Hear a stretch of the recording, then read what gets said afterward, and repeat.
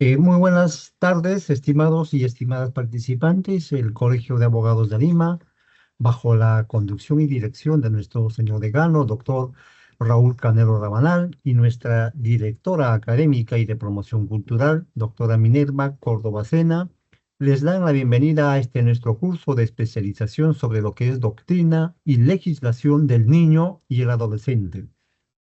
Hoy jueves 18 de septiembre de 2025 es nuestra cuarta clase y contamos con la participación de nuestro cuarto expositor, que es el doctor Manuel Herminio Ibarra Trujillo, quien tratará el tema de los alimentos, de la tutela y guarda, de la colocación familiar, del consejo de familia y de la licencia para enajenar.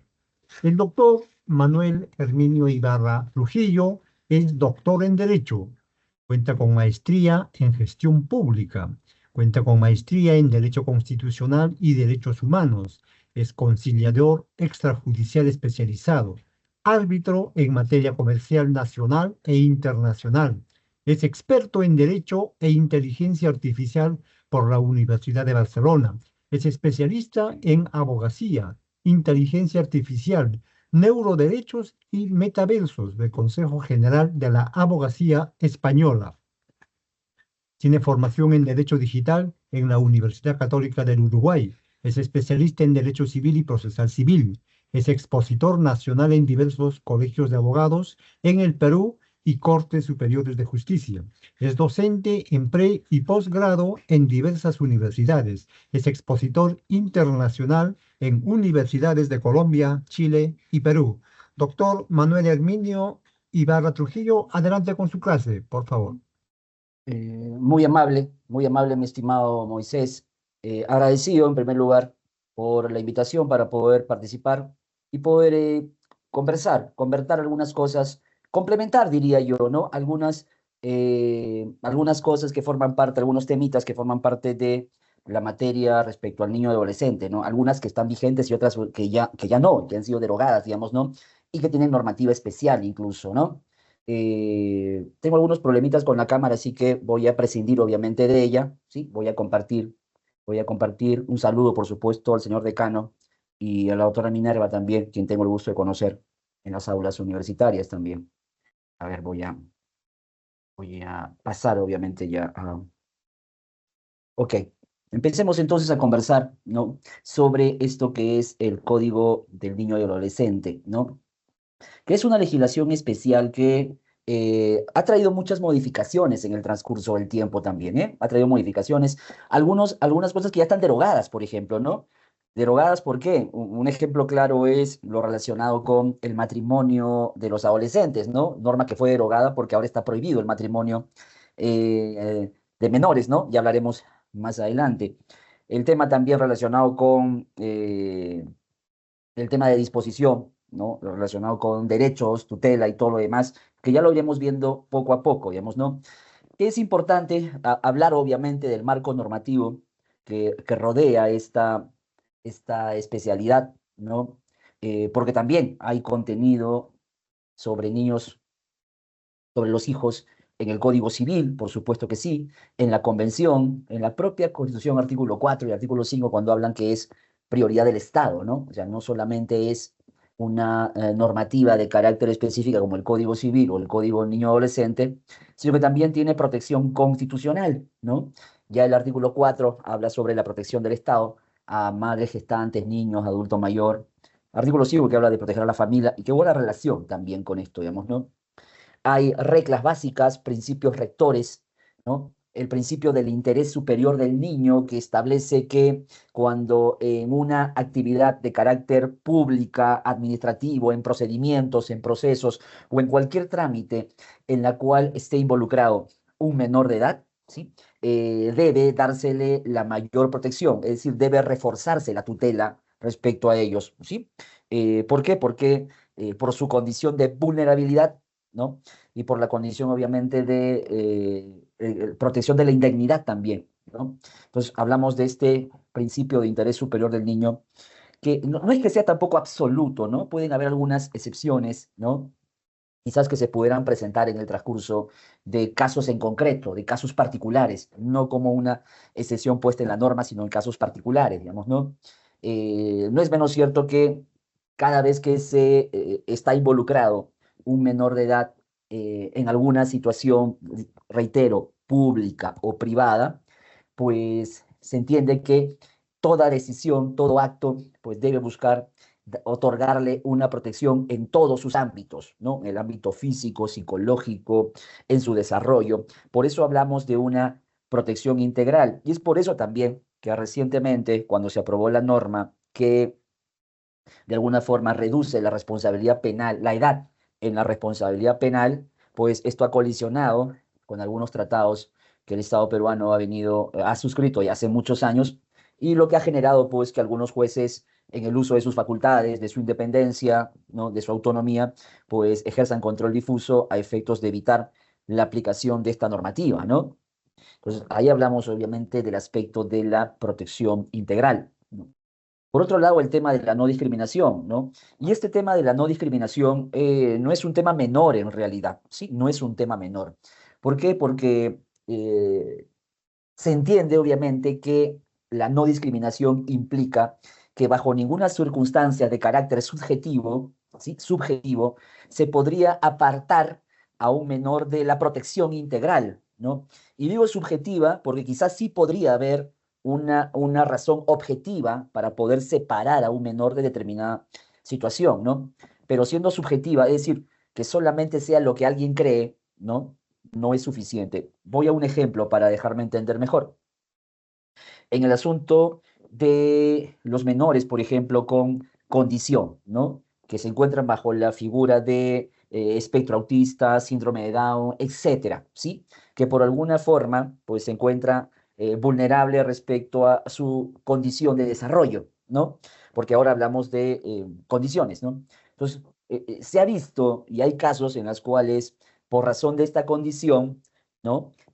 Algunos colegios, pues, reducen la posibilidad, en algunos casos anulan la posibilidad de que puedan tener acceso, ¿no? Que puedan tener acceso porque el argumento de que no pueden, no están preparados, no tienen el espacio, ¿sí? Entonces, esto podría, ¿no? Y digo podría en condicional, podría considerarse también un acto de discriminación, en el sentido de que se cierra la posibilidad de acceso a estos menores con condición, ¿no? Con una condición especial, para que puedan, ¿no? Tener un desarrollo, ¿no? Un desarrollo también en los aspectos que pudieran también ellos manifestar o tener alguna cualidad en particular. Entonces, ahí podemos hablar nosotros que sí se presenta actualmente, hemos tenido incluso en el estudio, porque también aparte de la actividad académica me dedico a la actividad profesional, ¿no?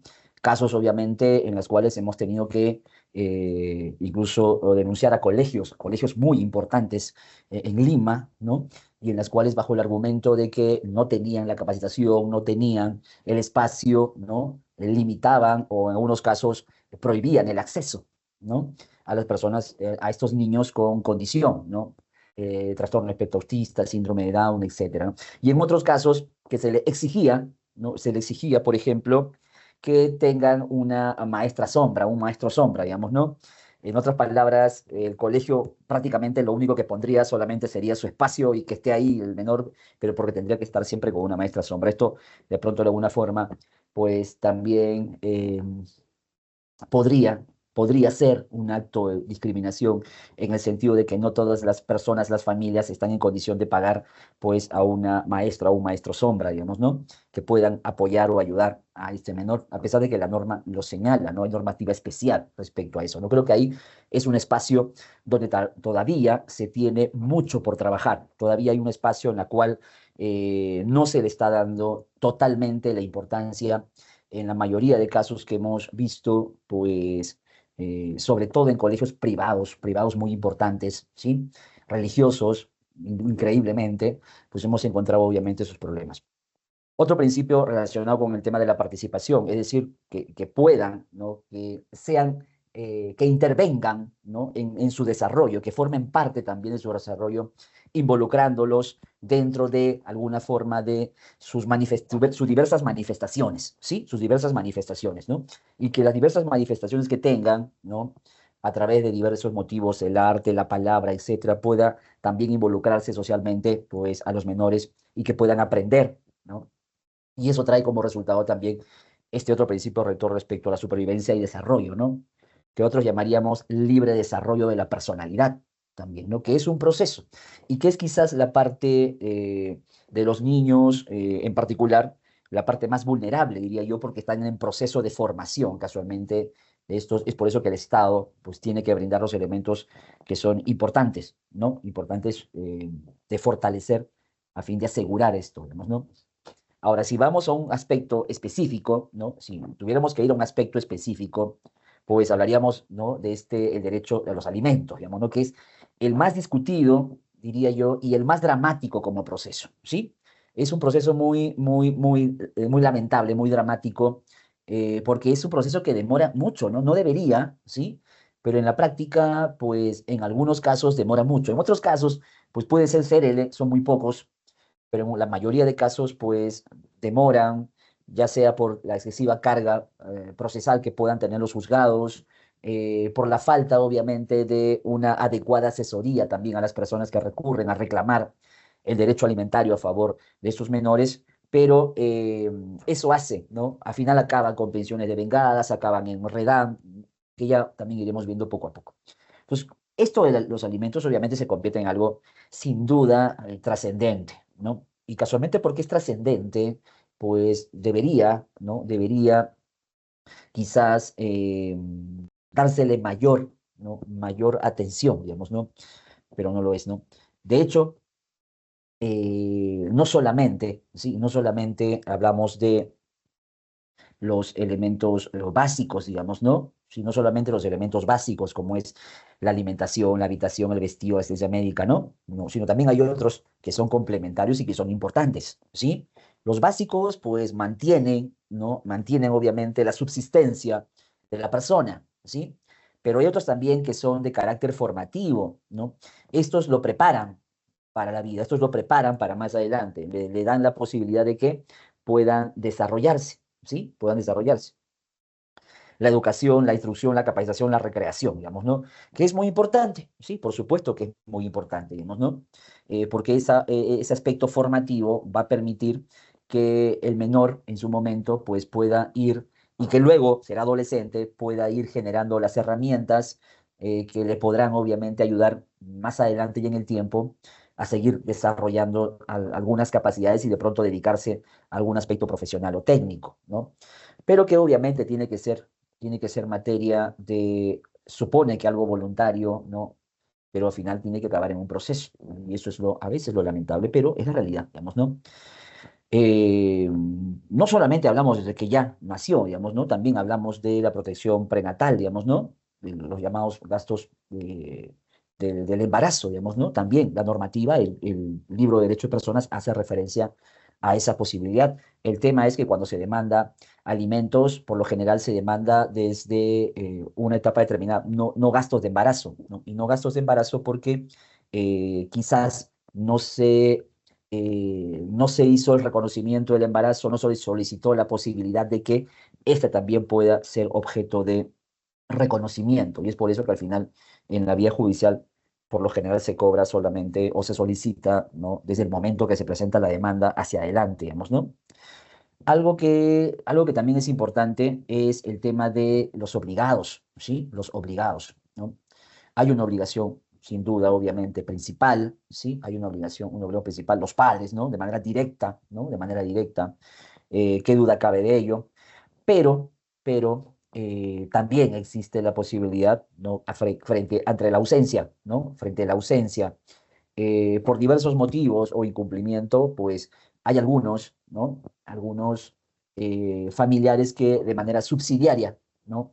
Entrarían en la prelación, en el orden de aquellos que pudieran, conforme lo señala la ley, también asumir una responsabilidad al respecto, ¿no? Una obligación subsidiaria, digamos, ¿no? Reitero, los principales son los padres, pero en ausencia o el desconocimiento del paradero de estos, pues la obligación subsidiaria es presente, digamos, ¿no? Y la norma señala, pues, ¿no? Si es que hay hermanos mayores de edad, ¿sí? Si es que hay hermanos mayores de edad, ¿no? Y también, siempre en cuando tengan la capacidad económica, ¿no? Porque puede haber un hermano mayor, pero puede que no tenga, no trabaje, no tenga una actividad comercial o económica o laboral que le permita generar ingresos y eso, pues, sin duda, pues, va a limitar la posibilidad de que éste asuma una responsabilidad de carácter alimentario, ¿no? Por otro lado, también están los abuelos, ¿no? Los abuelos también siguen esa línea de prelación, ya sea abuelos paternos o abuelos maternos, ¿sí? Quienes podrían también asumir esta obligación de carácter alimentario. Reitero, los principales son los padres, pero subsidiariamente podría presentarse, ¿no? También esta situación, digamos, ¿no? Frente a ausencia de abuelos o frente a la imposibilidad de estos, ¿no? Frente a la ausencia o la imposibilidad de estos de poder eh, facilitar las condiciones para poder asumir una obligación alimentaria, pues podrían estar también los parientes colaterales hasta tercer grado. Me refiero obviamente a los tíos, sobrinos, los primos, primos hermanos, ¿no? O sea, primos hermanos de papá o de mamá, digamos, ¿no? Que también estarían, ¿sí? También estarían bajo esa obligación en el orden de prelación, ¿no? Y por último, pero no menos importante, ¿no? Porque no se puede quedar el menor sin una protección, ¿sí? No se puede quedar el menor sin una protección especial, ¿sí? Están también ahí, obviamente, el- los tutores, que ya hablaremos también de los tutores más adelante, ¿no? O personas que lo tienen bajo su cuidado, ¿no? Cuando se refiere a esto de personas que tengan bajo su cuidado, pues puede darse a veces casos en los cuales no están necesariamente con, con los hermanos, con los abuelos o con los tíos, sobrinos, primos, ¿no?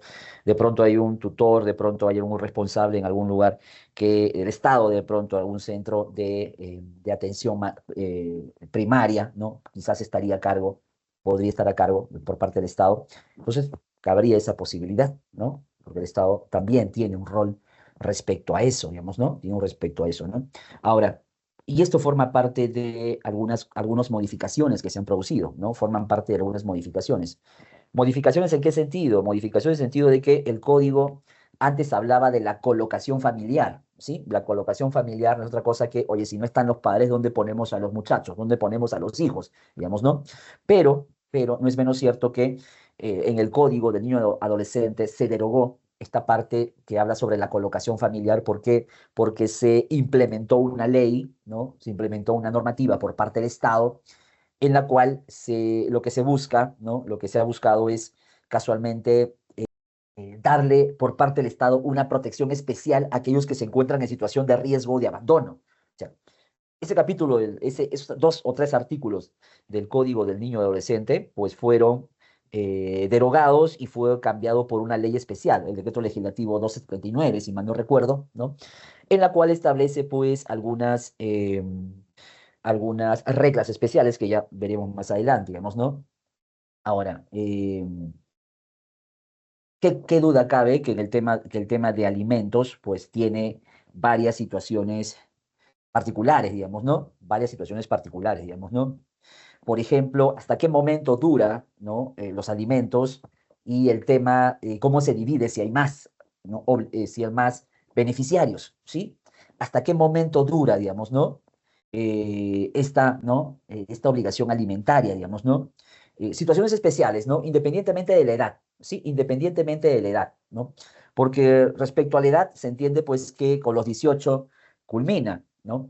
Pero la jurisprudencia y pronunciamientos de la Administración de Justicia, pues que han trasladado hasta 26 o hasta 28 años en algunos casos, que se pueda extender este beneficio, este derecho, perdón, siempre y cuando pues el beneficiario cumpla con ciertas características, ciertos requisitos, también ciertas condiciones, digamos, ¿no? Entonces, el Código del Niño Adolescente respecto hasta cuándo subsiste, obviamente, esto, para casos especiales, específicos, señala que aún así se haya suspendido la patria potestad, aún así se haya producido la pérdida de la patria potestad, ¿sí?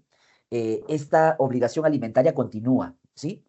La obligación ¿no? ¿Por qué? Porque la pérdida de patria potestad no significa que ya no es padre, ¿no? O ya no es madre.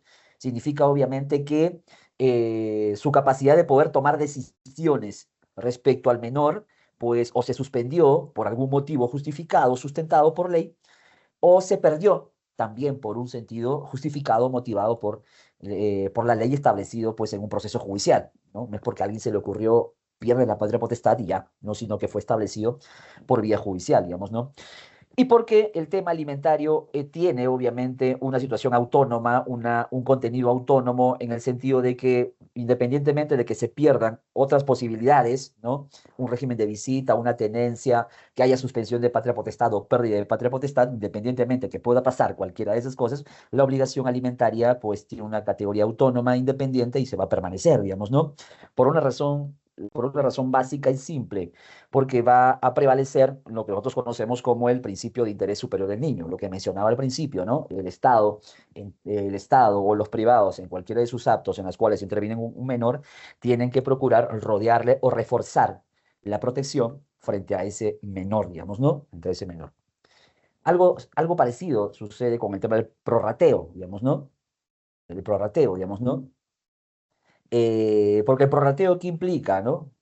El prorrateo implica la existencia de varios, ¿no? Varios acreedores alimentarios, varios beneficiarios con los alimentos, ¿sí?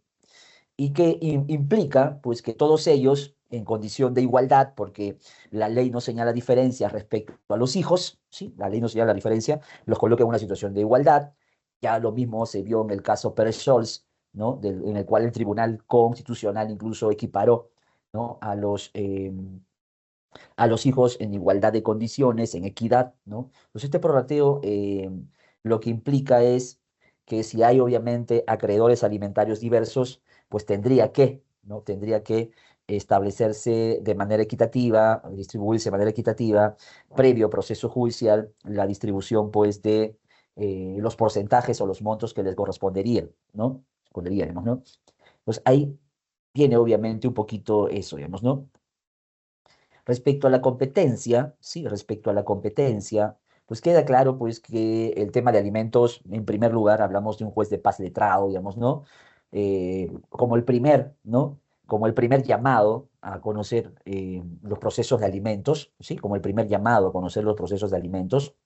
En algunos casos puede ir a un juez especializado, de pronto cuando la relación paterno-filial no se encuentra establecida de manera determinante a través de una partida de nacimiento y todo lo demás, o de repente por el monto, por la cuantía de aquello que se pide, ¿no? Excepcionalmente podría pasar a un juez especializado de familia, ¿no? Ahora también, tomando en cuenta la distancia, el lugar, ¿no? Podría obviamente conocerlo un juez de paz, ¿no? No es que sea una regla, no es que sea la regla, es una situación excepcional porque lo más común es que lo vea un juez de paz letrado, digamos, ¿no? ¿Sí? Que incluso obviamente tiene facultades para poder promover la conciliación, ¿no? Pueden promover la conciliación, que a raíz obviamente de los cambios normativos, ¿no? El sistema de litigación oral, ¿no? Ya el juez se convierte más que un director del proceso, un gestor del proceso, digamos, ¿no? Pero que poco a poco se va a ir de alguna forma implementando en la administración de justicia estos elementos, digamos, ¿no? Es decir, me refiero al juez gestor del proceso, digamos, ¿no? Entonces, un punto importante también que hay que ver, ¿sí? Punto importante que hay que ver, digamos, ¿no? Es esto que dice el artículo 97, dice, el demandado por alimentos no puede iniciar un proceso posterior por tenencia, salvo causa justificada. Si bien es cierto, la norma señala esto, ¿sí? Si bien es cierto, la norma señala esto, también señala algo relacionado con el tema del régimen de visita, ¿verdad? Del régimen de visita. No es menos cierto, ¿sí? No es menos cierto que... eh, pueden haber situaciones debidamente sustentadas, debidamente justificadas, que permitan eso, ¿no? Pero en la práctica y en la realidad, pues se prefiere mantener la relación paterno-filial o materno-filial, según sea el caso, ¿no? Se prefiere mantener y no supeditarla simplemente al cumplimiento o no de un régimen de visitas o al cumplimiento o no de una tenencia. ¿Por qué? Porque al final lo que se busca, el Estado a través de la norma y la jurisprudencia también por intermedio de los órganos jurisdiccionales, es casualmente que el menor o la menor pues siga manteniendo la relación paterno o materno filial con papá o mamá, porque es una etapa muy importante cuando son menores de edad, es una etapa muy importante porque es la etapa de los recuerdos, ¿no? Y que quedan obviamente en el transcurso del tiempo, ¿no? Entonces hay respecto a ello jurisprudencia, ¿no? Que señala obviamente también la importancia, ¿sí? La importancia de que pueda ser esto eh, también, ¿no? Tomado en cuenta y no como algo tan absoluto, ¿no? No como algo tan absoluto, digamos, ¿no? Entonces, de hecho, obviamente, para esto, ¿sí? Para los menores, es lo que se conoce como tutela reforzada, ¿no? ¿Qué es la tutela reforzada? La tutela reforzada implica que el Estado, independientemente de lo que establece la norma, debe procurar, ¿no? Tener mucho cuidado, mayor cuidado, ampliar el ámbito de protección de determinados ámbitos, digamos, ¿no? Del desarrollo, en este caso, los menores, digamos, ¿no? Los menores. En algunos casos, pues dice, oye, hay cosas que no se podrían quedar en el aire. ¿Y qué pasa si no se queda en el aire? Pues la remisión normativa, es decir, si hay algo que no está establecido en el código del niño y adolescente, pues vayamos obviamente a otras normas que son de carácter complementario, ¿no? Código civil, ¿no? Alguna disposición de carácter supletorio, digamos, ¿no? Algunos principios. O sea, no se puede dejar al aire pronunciamientos, no se puede dejar al aire el reforzamiento de la protección al, a la protección del menor, valga la redundancia, digamos, ¿no? ¿No? Entonces, eh, este código obviamente lo que busca es darle un impulso adicional, y digo adicional porque el Código Civil ya señala también algunas reglas importantes de protección de niños, ¿verdad? A los hijos, ¿no? Sino que esta norma busca darle un impulso adicional, ¿sí? Una tutela adicional de protección, digamos, ¿no? Y que permita obviamente que el adolescente pueda solicitar también, pueda solicitar a la autoridad pues formas de protección, digamos, no pueda recurrir al juez, ¿no? Incluso hasta con su propio, contra su propio tutor, digamos, ¿no? Contra su propio tutor, ya hablaremos del tutor en un rato, digamos, ¿no? Y lo que les mencionaba, ¿no? Protección reforzada, tutela reforzada. Esto de tutela reforzada no solamente aplica en el caso de menores, adolescentes, digamos, ¿no? Sino también la tutela reforzada aplica en situaciones de, por ejemplo, de estados de emergencia, ¿no? En situaciones de estado de emergencia también se habla de tutela reforzada. ¿Por qué? Porque se entiende que el Estado, de alguna forma, flexibiliza algunos derechos, en el estado de emergencia, flexibiliza algunos derechos, libertad de reunión, inviolabilidad de domicilio, etcétera, libertad de tránsito, de alguna forma los flexibiliza en el sentido de la rigidez de la suspensión o limitación de estos, pero no significa que por eso el Estado va a hacer lo que quiera, ¿sí?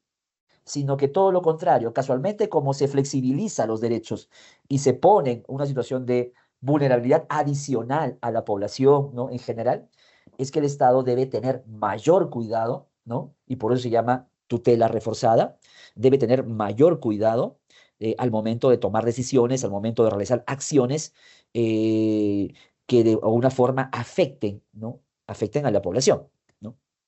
Lo mismo pasa, obviamente, con lo relacionado a los derechos del niño, del adolescente, en este caso en particular, cuando hablamos de protección reforzada, ¿sí? Protección reforzada, digamos, ¿no? En estos casos, cuando hablamos de adolescentes, por ejemplo, en los casos de nombramiento de tutor, ¿no? En los casos de nombramiento de tutor y la supervisión del tutor, y hay obviamente un control especial, ya hablaremos del tutor en breve, digamos, ¿no?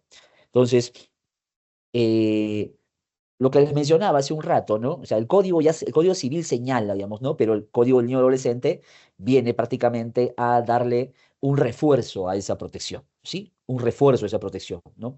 En razón, obviamente, de que ya estamos frente a una situación distinta, específica, directa, ya sobre menores, ¿sí? Ya sobre menores, digamos, ¿no? O adolescentes, según sea el caso, digamos, ¿no? Según sea el caso.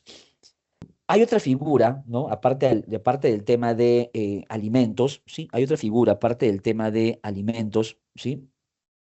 Que está relacionado con el tema del consejo de familia. Pero antes tenía por acá otra, si me permite un instante para no dejar en el aire otra información que tengo acá, ¿sí? Para complementar un poquito lo que ya les mencionaba, ¿sí? A ver, voy a dejar de compartir y voy a compartir otra, ¿sí? para complementar, obviamente, lo que ya habíamos visto, digamos, ¿no? Todos los aspectos, obviamente, que cubren la protección, para ir concluyendo este aspecto de alimentos, digamos, ¿no? Eh, todo el ámbito, ¿sí? Todo el ámbito de protección, capacitación, asistencia médica, educación, vestido, habitación, que ya veíamos hace un rato. Sí, todo esto le voy a acercar, ¿sí? Este es un material adicional que tengo y les voy a acercar esto, así que no se preocupen, ¿no? Ya a Moisés, terminando la conferencia, les voy a enviar esta información, así que no se preocupen. Y la que estamos viendo también, digamos, ¿no? Hablamos obviamente de la relación, digamos, ¿no? Los responsables, digamos, ¿no? La continuación de la obligación no se suspende simplemente porque la patria potestad se suspendió, se perdió, sino que esta continúa, digamos, ¿no? Este que está acá quizás de pronto un poquito complementarla, ¿no? Sobre el prorrateo de las obligaciones alimentarias, digamos, ¿no? Entonces los acreedores alimentarios pueden iniciar el proceso, ¿no? De, de prorrateo, sí, claro, si consideran obviamente que no se está cumpliendo, ¿no? No se está cumpliendo con otorgar la pensión que le corresponde, pues puede solicitar, ¿no? Que la pensión que se le otorga al otro pueda dividirse también entre él, ¿no? Entonces puede también establecer esa posibilidad, digamos, ¿no? El prorrateo puede ser por porcentajes, puede ser por montos, digamos, ¿no? ¿Sí? Es importante, digamos, ¿no? Obviamente ese prorrateo tiene que ser determinado por el juez, digamos, ¿no? ¿Sí? También podría verse a través de formas conciliatorias, digamos, ¿no? Sí, podría verse a través de formas conciliatorias frente al juez. El juez obviamente va a facilitar las posibilidades. Ahora juez gestor, ¿no? Juez gestor, digamos, ¿no? Ya vimos el tema de la competencia también, ¿no? Habíamos, lo que mencionaba hace un rato, ¿no? Las restricciones respecto al tema de la tenencia, ¿no? Que porque hay tenencia o proceso, todo lo demás, no podría, ¿no? Hay desarrollo ya jurisprudencial respecto a esto, que de alguna forma señala, no se puede interrumpir tampoco, digamos, ¿no? Ahora, cuando hablamos del tutor, ¿sí? El tutor. El tutor, obviamente, hacemos referencia a una persona que se encarga, ¿sí? Se encarga del cuidado, de la protección de los intereses de un menor, ¿sí? De los intereses de un menor, digamos, ¿no? Pero que a su vez también tiene obligaciones, responsabilidades y por supuesto también derechos, digamos, ¿no? Perfectamente reconocidos, señalados en la normativa, ¿sí? Pues señalados en la normativa, digamos, ¿no? Porque no se trata simplemente que alguien viene y adquiere la calidad de tutor, así por así, digamos, ¿no? No, tiene que obviamente asumir determinadas obligaciones, ¿sí? Determinadas obligaciones, contenidas obviamente en el código que también vamos a hablar en un rato, ¿no?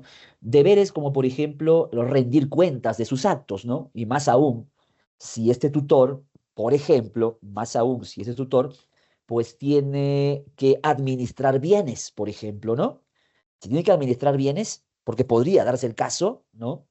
Pues tiene obviamente que rendir cuentas, la normativa lo señala expresamente, la toma de decisiones, y si se dispone de bienes, se entiende que primero debe sustentarse por qué se quiere disponer de bienes, y para saber o para que el juez pueda determinar si es válido o no la disposición de bienes.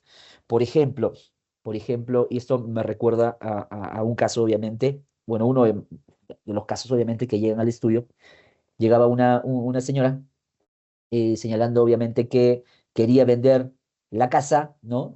Pero que no podía venderla, ¿sí? Y no la podía vender, ¿por qué? ¿No? Porque la casa estaba a nombre del niño, ¿no?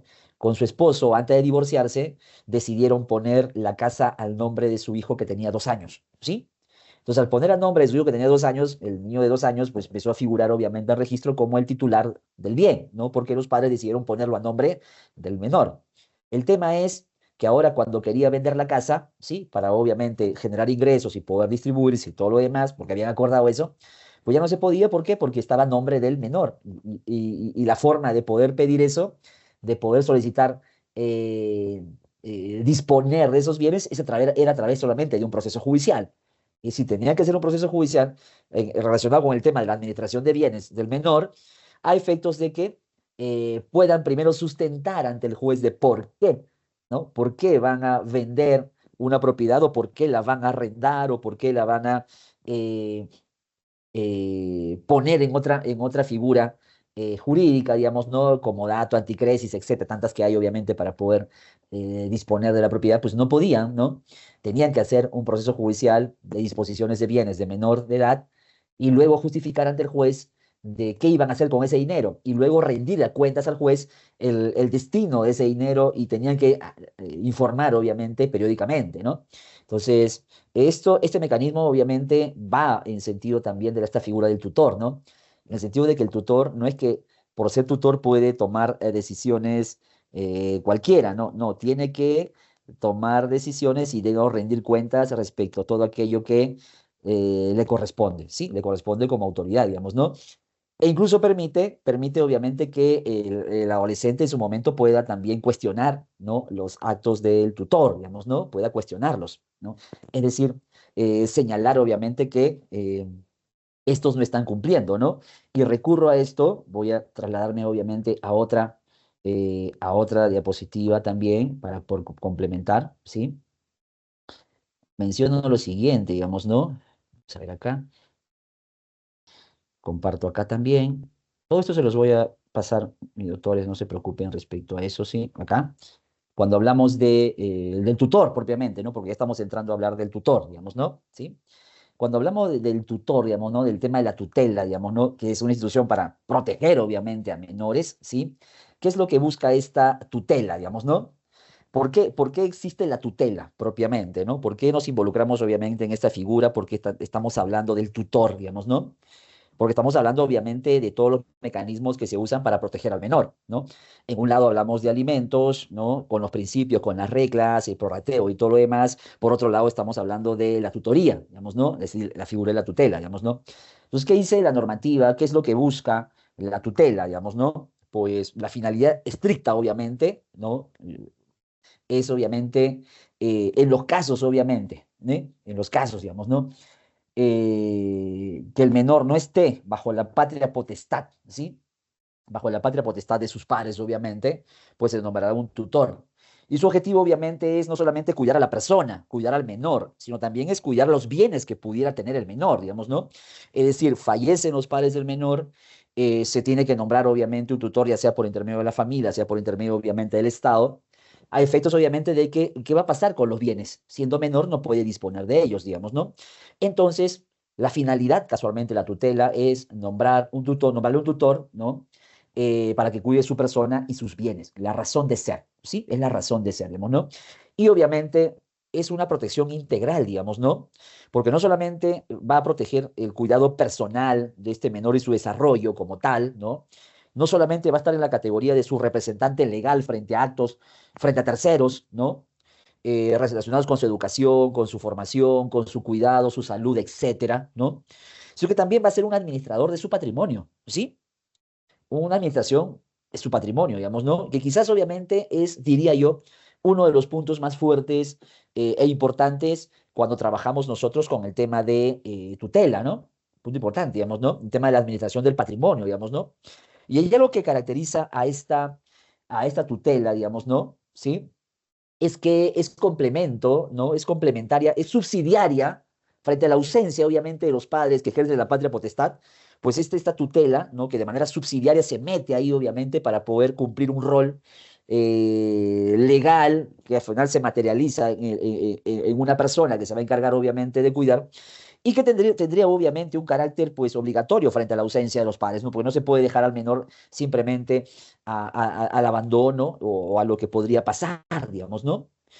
De hecho, tiene obviamente una facultad tuitiva, así protectora, y está sometido a control judicial, ¿sí? Está sometido a control judicial, es decir, rinde cuentas, en otras palabras, ¿sí? Rinde cuentas, digamos, ¿no? Pero ojo, la tutela, hablamos de la tutela, digamos, ¿no? Solamente frente a la ausencia, ¿no? De quienes ejercen la patria potestad, ¿sí? Frente a la ausencia, obviamente, digamos, ¿no? Entonces, frente a esa ausencia, que de alguna forma impide que ese menor tenga una protección directa de sus padres porque estos no están, pues es que entra esta figura de la curatela, digamos, la tutela, perdón, digamos, ¿no? Ahora, la tutela, ¿no? Puede darse, ¿no? Puede darse de diversas maneras, miren, ¿ah? La tutela puede darse de diversas maneras, ¿no? De forma testamentaria, legítima, la dativa, ¿no? O la tutela estatal, ¿sí? Tutela estatal, digamos, ¿no? Y cada una según la forma como se origina, ¿sí? Testamentaria, obviamente, queda claro cómo se origina esta, ¿verdad? ¿No? porque ya se ha establecido a través de un documento privado que tiene la categoría de testamento, ¿sí? El testador, pues ya ha señalado, ¿no? Ya ha señalado, pues, quién se encargaría de ejercer su tutela, digamos, ¿no? ¿Sí? ¿Quién se encargaría de ejercer la tutela de este menor, digamos, ¿no? La legítima porque estamos hablando que la ley establece, ¿no? Oye, la ley establece quiénes en orden, ¿no? La prelación, ¿no? Quiénes asumirían, ¿no? Esta tutela, digamos, ¿no? Los abuelos, orden de prelación, ¿sí? El orden de prelación, que ya vimos más adelante que está relacionado con el tema de alimentos, pues es la misma, es la misma prelación, digamos, ¿no? La tutela dativa, ¿no? Que no es muy conocida, ¿no? No es muy conocida, ¿no? Pero generalmente es cuando ya existe un consejo de familia. Ya hablaremos del consejo de familia en breve, ¿no? Hablaremos del consejo de familia en breve, y en la cual obviamente el consejo de familia, ¿no? Nombra o decide a que alguien en particular, a que consideran obviamente una persona idónea para asumir esa responsabilidad, ¿no? Entonces, pues le conceden la posibilidad de ser el tutor, digamos, ¿no? O de pronto, para los casos de menores en abandono, ¿sí? Menores en abandono, ¿no? Aquellos obviamente que no se sabe el paradero de sus padres o sus padres son fallecidos y el Estado obviamente asume el cuidado de esos menores que posteriormente serán declarados en abandono, pero es obviamente la tutela de carácter estatal, digamos, ¿no? Entonces, el Estado tiene mucho cuidado y por eso yo les mencionaba, ¿no? Esto de la tutela reforzada, porque permite sin duda, ¿sí? Permite sin duda que el Estado no se quede, pues, ¿no? Que el Estado no se quede, digamos, ¿no? Con ello, digamos, ¿no? No se quede, obviamente, pues. Entonces, ahí hablamos de tipo de tutela, pero viene también esto, digamos, ¿no? La tutela testamentaria, para hablar un poquito, obviamente, de ellas, ¿sí? Para hablar un poquito de eso. Reitero, mis doctores, luego les voy a pasar esta información, así que no se preocupen, ¿sí? Les voy a pasar todo esto completo, digamos, ¿no? Independientemente de lo que ya les envíe, ¿sí? Entonces, respecto a esta tutela testamentaria, obviamente, como todo testamento, tiene un origen, pues, que nace de la voluntad, ¿no? De alguien, ¿no? Un testamento se caracteriza porque nace de la voluntad de alguien, ¿no? Entonces, ¿quiénes pueden nombrar, digamos, ¿no? ¿Quiénes pueden nombrar, digamos, ¿no? Según la propia normativa, ¿no? Ahí está la normativa para poder corroborarla. ¿Quiénes pueden nombrar? El padre o la madre sobreviviente, por ejemplo, ¿no? Para hijos bajo su patria potestad, ¿no? Si hay obviamente uno de los padres y este obviamente decide, ¿no? Decide obviamente en su ausencia, si en caso muere, si en caso le pasa algo, pues podría, ¿no? Podría en tu testamento designar ya de por sí un tutor, digamos, ¿no? El abuelo o la abuela queda claro si en caso pues ya de por sí ellos tenían un nieto a su cuidado, ¿no? Si tenían un nieto a su cuidado, ¿no? A su tutela, ¿no? Entonces, obviamente el abuelo y la abuela, por razón de su edad, pueden de manera premeditada y documento privado, pueden señalar, obviamente, quiénes serían, obviamente, los tutores o el tutor, ¿sí? O el tutor, digamos, ¿no? Por testamento y elevado de escritura pública, digamos, ¿no? ¿Sí? Entonces, ahora, profesor, o sea que puede haber más de un tutor. Sí, sí, puede haber más de un tutor, sí, puede haber más de un tutor, digamos, ¿no? La regla obviamente es que el nombramiento podrá señalar quién es el principal tutor, digamos, ¿no? El nombramiento señalará quién es el principal tutor, quién es el principal responsable, ¿no? Pero si en caso no se ha mencionado quién es el principal responsable, el principal tutor, para los casos de pluralidad de, de tutores, ¿sí? Para los casos de pluralidad de tutores, pues podría obviamente de manera indistinta, ¿sí? De manera indistinta, podría ser cualquiera de ellos, que trae un riesgo, ¿no? Pero que tiene una responsabilidad de carácter mancomunado, digamos, ¿no? De carácter mancomunado, ¿no? Aunque en la práctica, honor a la verdad, casi no ves estos, obviamente, de tutelas mancomunadas, digamos, ¿no? Excepto a veces quienes nombran tutelas mancomunadas, ¿no? A veces cuando hay consejo de familia, ¿no? Cuando hay consejo de familia, que ya hablaremos más rato, cuando hay consejo de familia, pues se establecen se nombran a más de uno, quizás, ¿no? Entonces ahí de pronto podría presentarse esta situación que yo les manifiesto, digamos, ¿no? Entonces, ahí hablamos de la legítima, ¿sí? La tutela legítima, digamos, ¿no? Se establece por prelación, ¿no? El orden de prelación, digamos, ¿no? Del más próximo al más remoto, digamos, ¿no? O al más idóneo, por último, ¿no? O sea, puede que el más próximo no sea el más idóneo, entonces puede que el segundo sea el más idóneo, pues podría, obviamente, establecerse, digamos, ¿no? al final quien va a decidir eso va a ser el juez, ¿no? Quien va a decidir, obviamente, quién va a asumir la condición eh, de tutor legítimo, pues lo va a determinar el juez luego de escuchar al Consejo de Familia, pues, ¿verdad? Miren, el Consejo de Familia se va mostrando en cada momento, ¿sí? El Consejo de Familia se va mostrando en cada momento. En un rato vamos a hablar, pues, del Consejo de Familia, ¿sí? El Consejo de Familia. ¿Procede cuándo? ¿No? Pues, cuando no hay tutor testamentario, no hay tutor escriturario, o sea, por escritura pública, digamos, ¿no? Y existen, obviamente, otros por encima que pudieran cuidarlo, digamos, ¿no? Y cuando son hijos matrimoniales. Acá viene algo interesante que parecería discriminatorio, cuando son hijos matrimoniales, dice, ¿no? Cuando son hijos matrimoniales.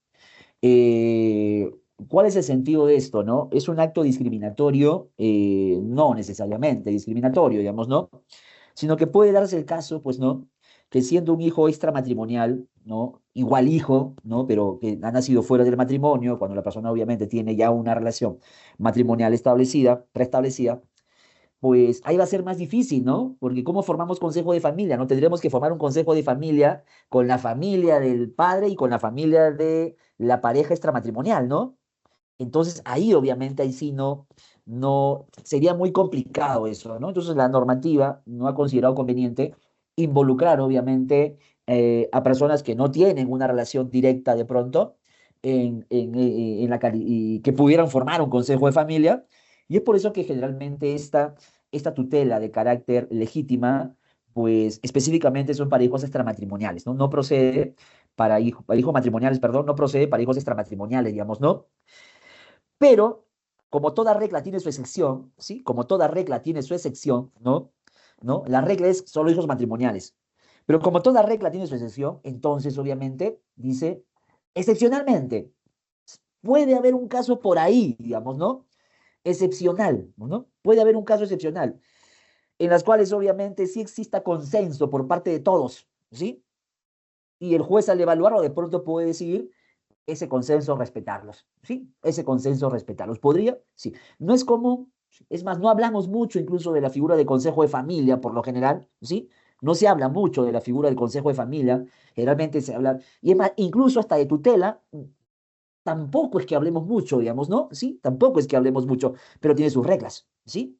Pero tiene sus reglas, digamos, ¿no? Entonces, para el caso de hijos extramatrimoniales, se analiza, no caso por caso, ¿sí? Se analiza caso por caso y será el juez quien al final tenga que determinar, ¿sí? El juez tenga que determinar, pues, si procedería o no, ¿sí? Si procedería o no, obviamente, formar un consejo de familia y al final nombrar un tutor, digamos, ¿no?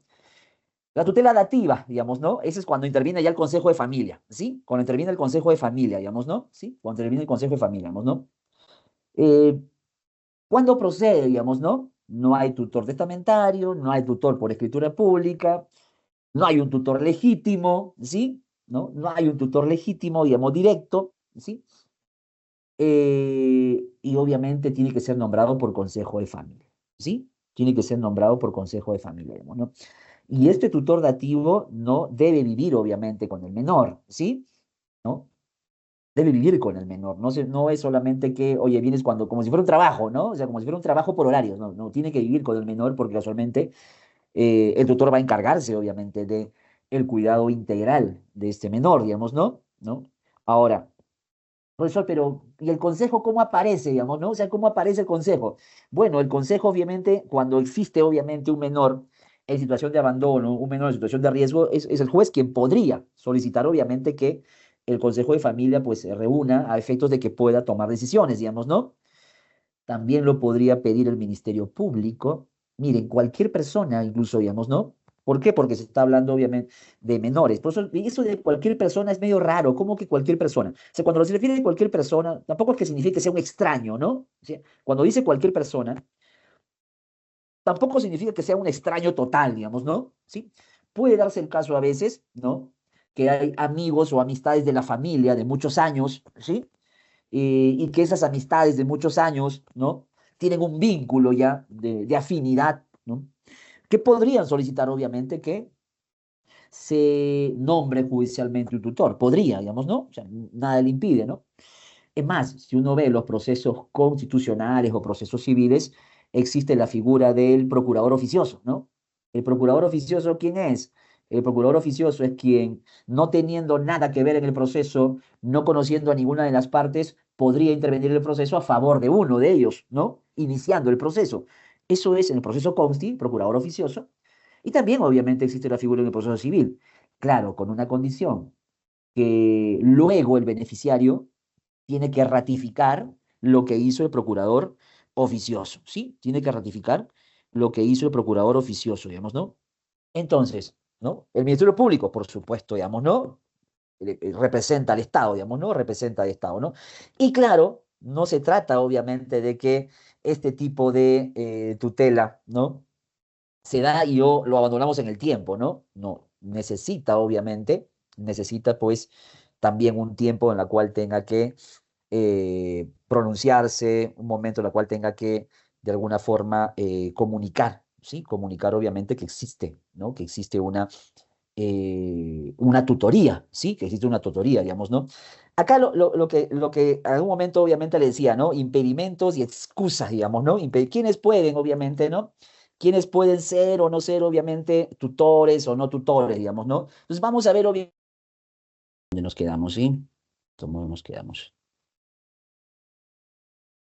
Estábamos hablando del tema de la tutela, ¿verdad? Sí, estábamos hablando acá nos quedamos, ¿sí? Los impedimentos y excusas, digamos, ¿no? Ahora nos vamos de frente para poder seguir conversando. Entonces, ¿hay impedimentos y excusas para estos? Sí, por supuesto que sí. Sí, por supuesto que sí. Hay algunos impedimentos relacionados con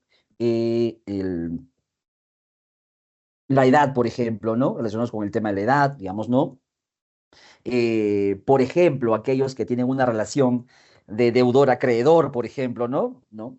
Esto podría poner en cuestionamiento, ¿no? Oye, estás administrando bienes de alguien, pero resulta que tú de pronto eres un deudor, ¿no?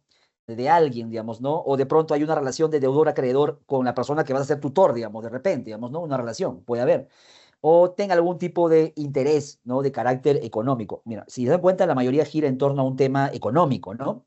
¿Por qué? Porque casualmente el tema de tutoría, donde hay un mayor control, una mayor supervisión, es casualmente cuando se trata de administración de bienes, ¿sí? El tema de administración de bienes, digamos, ¿no? Y los demás, obviamente, son temas, digamos, que enemigos de la familia. El tema, obviamente, de delitos, ni hablar, descartado, digamos, ¿no? Porque quien tiene, ¿no? Quien ha sido condenado por delito doloso o culposo incluso, digamos, ¿no? No podría, obviamente, estar en la categoría de tutor por obvia razón, digamos, ¿no? Por obvia razón. Ahora, podemos decir, profesor, pero ¿dónde queda esto de el, la rehabilitación, la resocialización y todo lo demás? Sí, de hecho que sí. Es por eso que la norma en ese sentido, para efectos de no contradecir, se dice delitos graves, ¿sí? Dice delitos graves, digamos, ¿no? Entendiéndose delitos graves, aquellos, pues, que tienen mayor penalidad, mayor sanción, digamos, ¿no? Eh, Porque no especifica cuáles en particular, ¿sí? No especifica cuáles en particular, digamos, ¿no? Entonces, o aquellos que han, de alguna forma se les ha privado de la patria potestad, por ejemplo, ¿no? Que se les ha privado, digamos, ¿no? Ahora, pueden algunos de pronto, que son llamados a ser tutores, de pronto excusarse para no serlo, obviamente, sí, claro, por supuesto que sí, digamos, ¿no? Aquellos, pues, que no tienen la capacidad eh, de formación, ¿no? De pronto son analfabetos y no tienen la capacidad para poder decidir, obviamente, sobre temas administrativos. No es porque no se va a la calidad de la persona, no, no hablo de la calidad de la persona, porque puede ser una excelente persona, una muy buena persona, sino que va en razón a que si de pronto tendría que administrar bienes, entonces tendría que por lo menos tener un nivel de formación, ¿sí? Un nivel de formación. Es por eso que en el caso de los analfabetos no es un acto discriminatorio, no se cuestiona la calidad de la persona, ¿no? Sino el hecho de que pues, por su sola condición podría decir, oye, yo no puedo asumir, ¿sí? Yo no puedo asumir, ojo. O sea, no es que la ley no le impida, sino que dice que él podría excusarse, ¿sí? Podría excusarse, digamos, ¿no?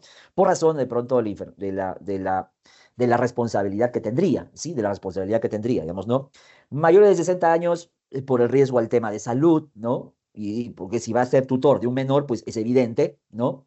Que, que podría, obviamente, no estar en la capacidad física, aunque lo quisiera, y por eso decir, bueno, me excuso, ¿no? Soy mayor de 60, me excuso, digamos, ¿no?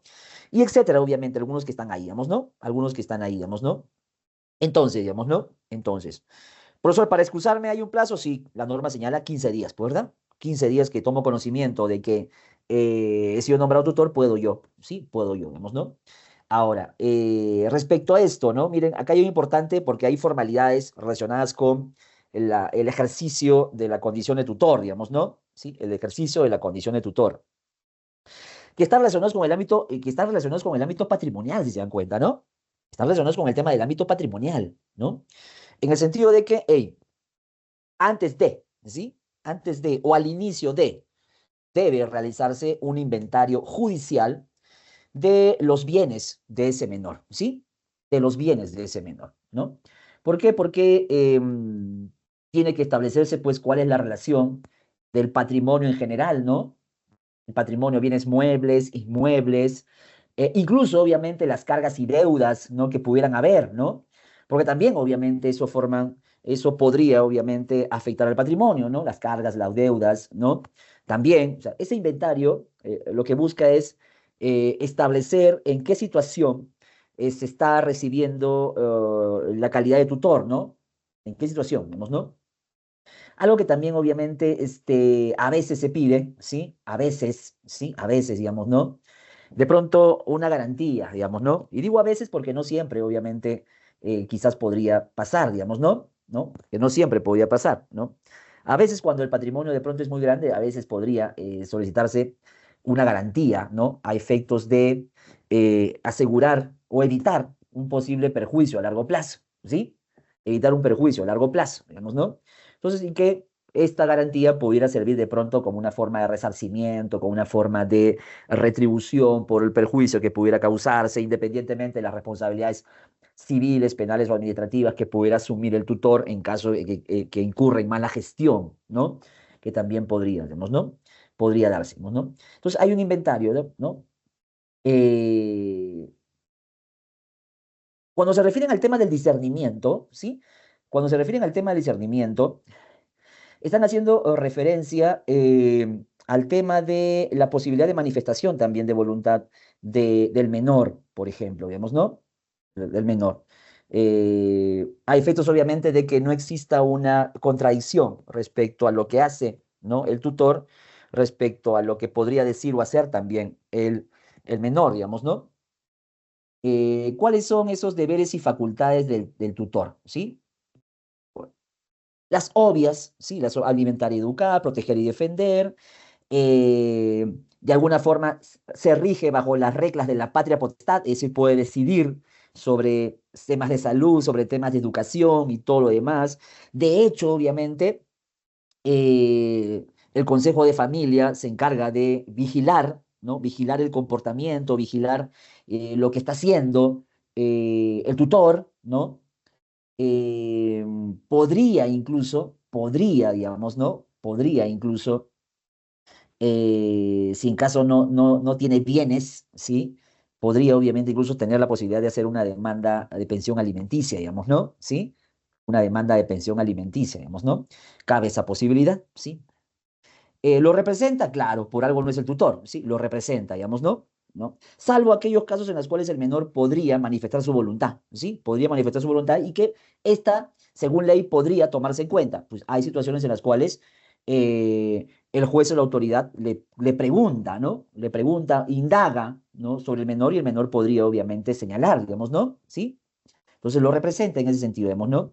Ahora, respecto a la administración de bienes, ¿no? De hecho, este tema de la diligencia ordinaria, ¿no? Que es un estándar de cuidado, ¿no?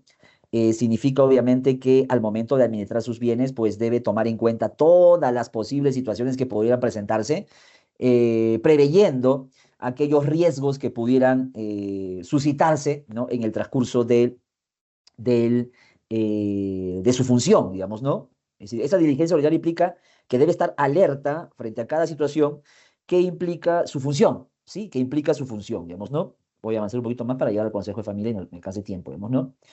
Esto que está acá, cuando hablamos de autorización judicial, significa que el tutor para disponer de bienes, ¿sí? Para disponer, ¿no? Para poder obviamente hacer uso, ¿no? De los bienes, para poder disponer de ellos, ¿sí?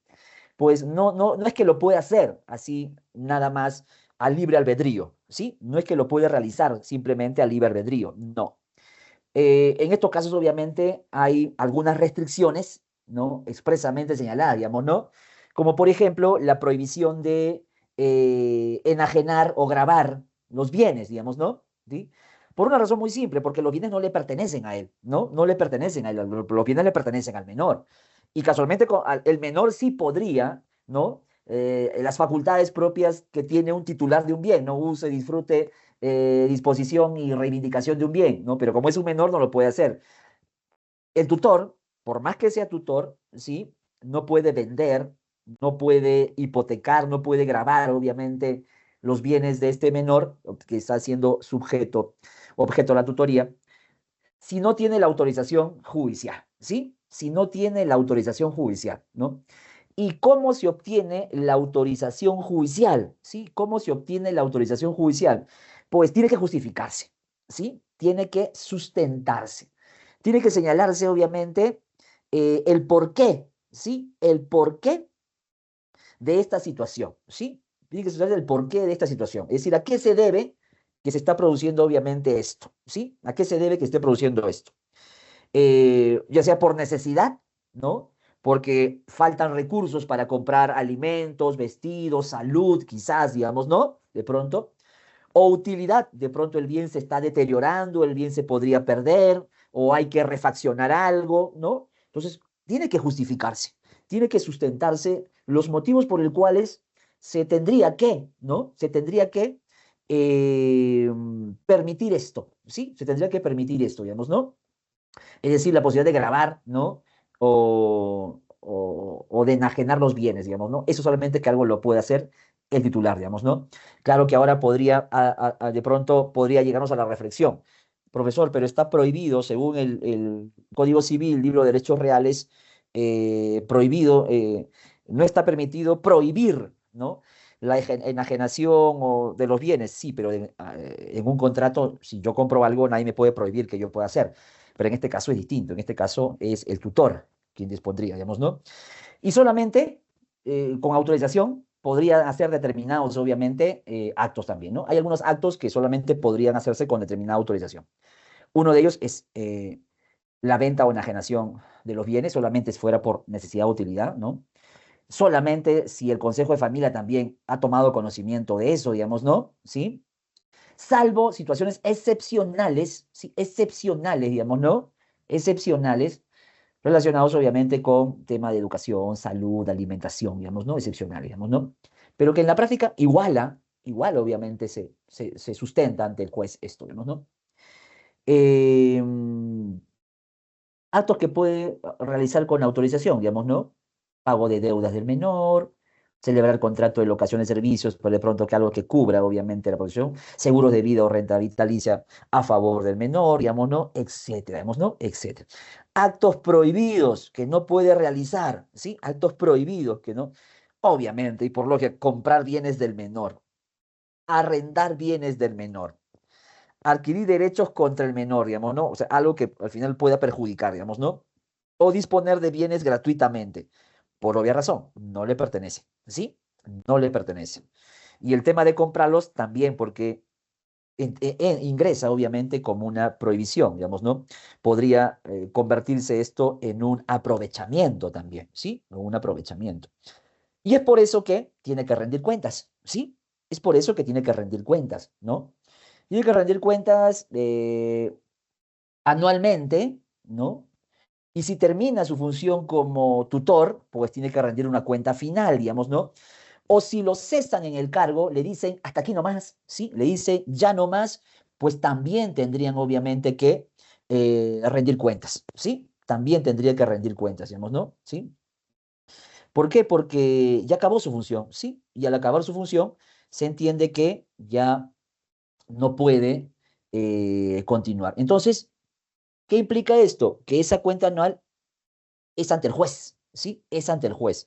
Y tiene un carácter, pues, obligatorio, digamos, ¿no? De hecho, el Consejo de Familia supervisa esto y también lo valida, ¿sí? El menor, obviamente, también toma conocimiento de esto, ¿sí? Toma conocimiento de esto por un tema de una formalidad, ¿no? Porque, ¿no? Algunos podríamos decir, pero ¿qué podría hacer estando viendo, no? Bueno, cabe la posibilidad de que, pues, el Consejo de Familia escuchando también la voz del menor, pueda también de pronto cesarlo en el cargo, digamos, ¿no? ¿Sí? Y pueden hacer por tiempos también, ¿no? Pueden hacer por tiempos también, ¿no? Cada 2 meses, cada 3 meses, quincenal, como lo decida obviamente también el Consejo de Familia y lo apruebe también el juez, pues, ¿verdad? ¿Sí? Si queda algo, queda, de hecho, ¿no? Si queda algo, ¿no? Luego de hacer la cuenta final, pues siempre ese saldo es a favor del menor, digamos, ¿no? ¿Sí? ¿Puedes invertirse? Sí, pueden invertirse, digamos, ¿no? La propia norma señala la posibilidad, obviamente, de que este dinero que resulte, obviamente, luego de, ¿no? de la rendición de cuentas pueda invertirse. Nada lo impide. El Consejo de Familia verificará, juez verificará, digamos, ¿no? Y solamente algún desembolso o algún retiro de dinero luego de la cuenta, la rendición de cuentas solamente es porque el juez lo va a permitir, ¿sí? Solamente, digamos, ¿no? Acá hay una prohibición, ¿no? Que es interesante porque dice, es una prohibición post tutela, ¿no? Post tutela, digamos, ¿no? ¿Qué significa una prohibición post tutela? ¿Sí? Post tutela. Significa obviamente que ya terminó la tutela, ¿sí? Ya no hablamos de un tutor, sino de un ex tutor, digamos, ¿no? De un ex tutor, digamos, ¿no? Y se entiende obviamente que ese menor en algún momento va a llegar pues a mayoría de edad, digamos, ¿no? ¿Sí? Entonces, ese tutor que ya llegó a la mayoría de edad, pero que ya es su ex tutor porque ya llegó a la mayoría de edad y todo lo demás, ¿sí? No podría, de pronto, estaría limitado de hacer acuerdos con su ex tutor hasta por lo menos que exista una relación de cuentas finales, ¿sí? O sea, hasta que rinda la cuenta final, hasta que ya sea el último centavo y todo lo demás, no podría realizar acuerdos, convenios, porque podría verse, ¿no? Podría verse como algo sospechoso, como alguna ligereza, digamos, ¿no? De justo antes de, ¿no? Quizás para cubrir algo. Es por eso, obviamente, que no se permite, ¿no? No se permite hasta después de la cuenta final aprobada por el juez, ¿sí? El juez, digamos, ¿no?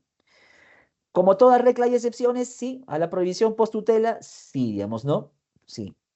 Si en caso, obviamente, por testamento, se haya determinado, pues, disponer de algo, ¿sí? Salvo que por testamento se haya establecido disponer de algo, ¿sí? Disponer de algo. ¿Cómo se extingue esta tutela? ¿Sí? ¿Cómo se extingue esta tutela? Digamos, ¿no? Se muere el menor o se muere el tutor, ¿no? Se muere el menor o se muere el tutor, digamos, ¿no? El menor llega a los 18 años, digamos, ¿no? De pronto la incapacidad del menor terminó, digamos, ¿no? O de pronto el padre o madre que estaba de alguna forma impedido, su patria potestad de pronto ya cesó esa incapacidad y recupera su condición, su responsabilidad y su patria potestad también, digamos, ¿no? Y por tanto el menor ingresa ahora bajo la patria potestad, ¿no? De los padres, digamos, ¿no? O de los que por ley estén encargados de ellos, ¿sí? Podría pasar, digamos, ¿no? ¿Cuándo cesa la función del tutor, ¿no? Con la muerte del tutor, cuando renuncia el tutor, cuando se declara en quiebra, obviamente, ¿sí? Se declara en quiebra, cuando ya no lo ratifica el Consejo de Familia o cuando lo remueve el Consejo de Familia, cuando dice ya no, ¿sí? Ya no. Ahora, ¿en qué casos podría, obviamente, removerse al tutor, ¿sí? ¿En qué casos podría removerse al tutor, digamos, ¿no? Porque de pronto incurre en algún impedimento que ya hablábamos más tempranamente, ¿sí? Un impedimento que hablábamos más tempranamente, o genera un perjuicio en el menor, ¿sí? ¿Y quiénes pueden hacer esta remoción? Los parientes en el Consejo, obviamente, de Familia, el Ministerio Público, el propio menor, ¿sí? O cualquier persona, digamos, ¿no? O cualquier persona. Reitero, cuando digo cualquier persona no significa uno totalmente extraño, por lo general alguien, obviamente, del entorno, pero que no tiene la categoría de familiar, por ejemplo, ¿no? Entonces, la tutela, obviamente, es una figura, sí, muy interesante, muy importante, porque permite que aquel menor cuyos padres se desconocen o han perdido la patria potestad, ¿sí? Hasta que se conozca su paradero o hasta que se recupere la patria potestad, si en caso, obviamente, se produce, puedan tener la protección de alguien, ¿no?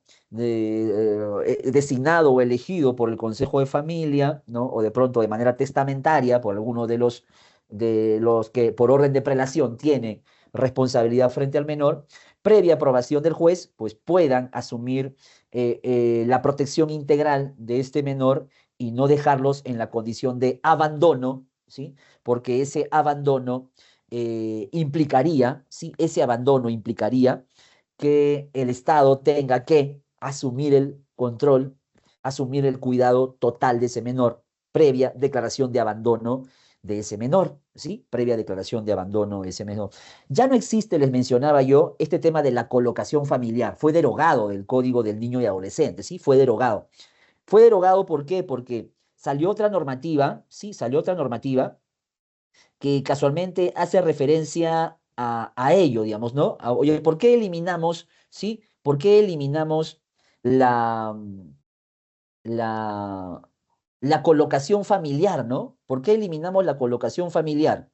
Para observar un poquito la normativa, ¿sí? Voy a compartir un rato, brevemente nada más esta normativa, ¿sí?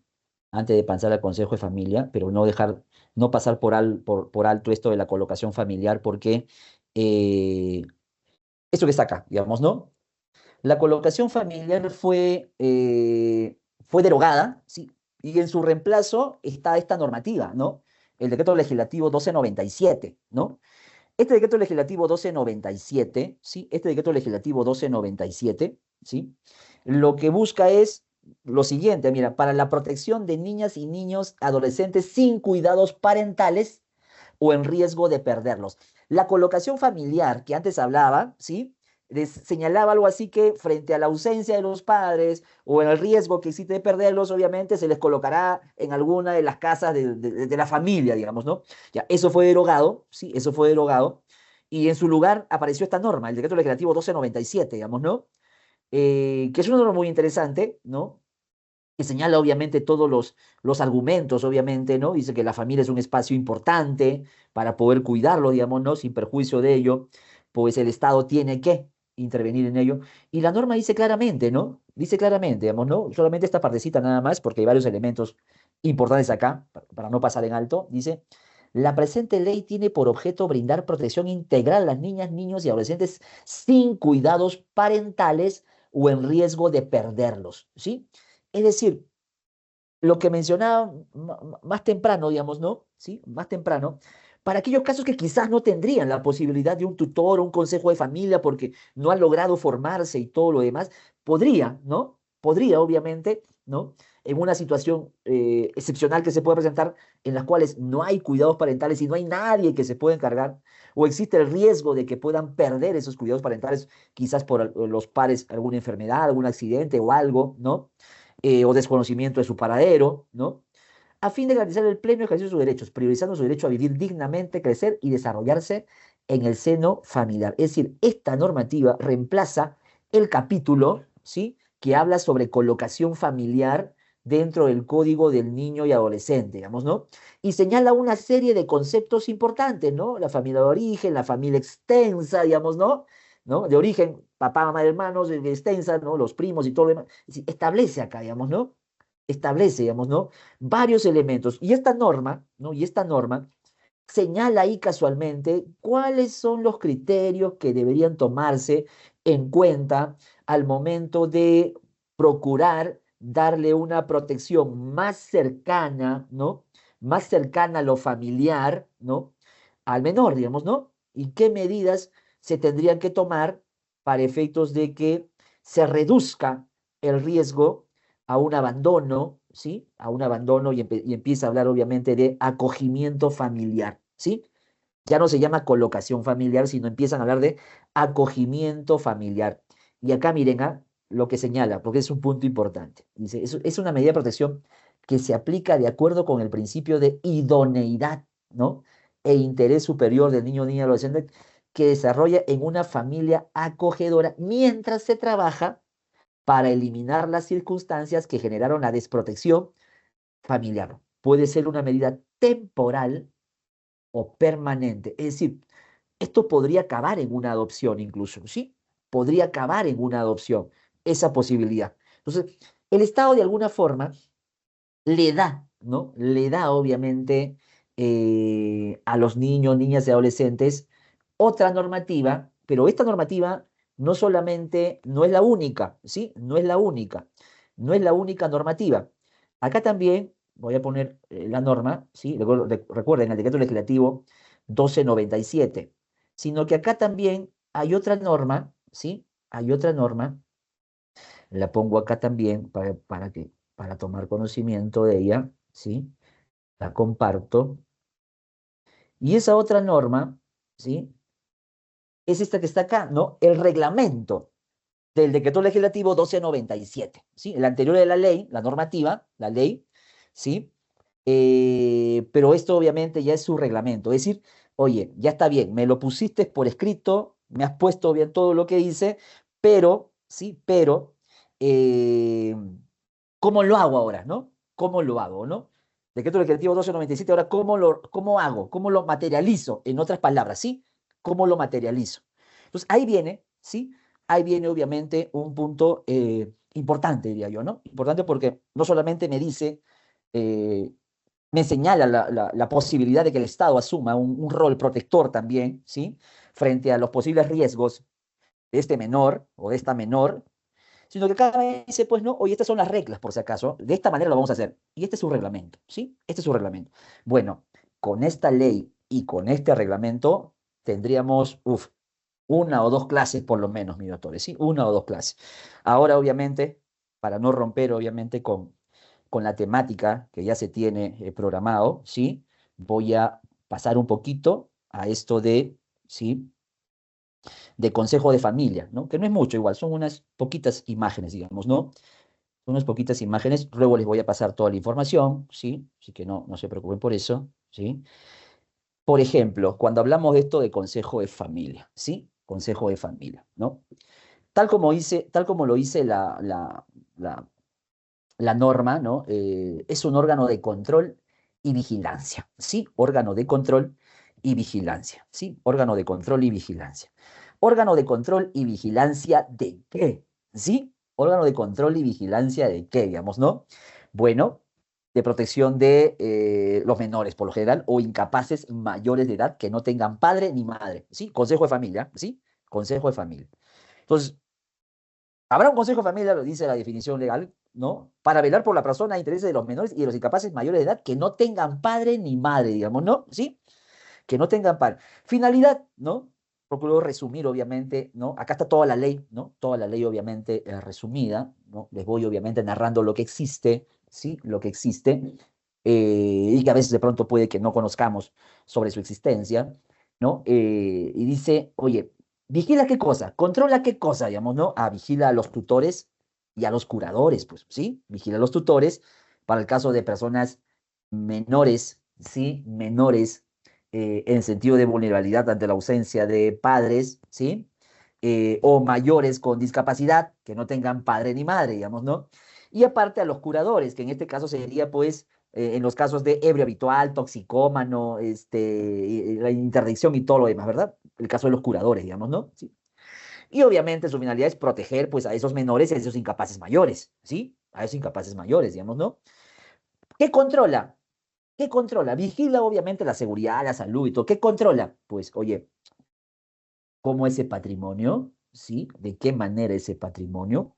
Pues lo vamos a cuidar, lo vamos a proteger, lo vamos a administrar, porque ese patrimonio le pertenece, le corresponde a ese menor, ¿sí? Le corresponde a ese menor. Entonces, ahí viene obviamente un punto interesante, ¿sí? Ahí viene un punto interesante, digamos, ¿no?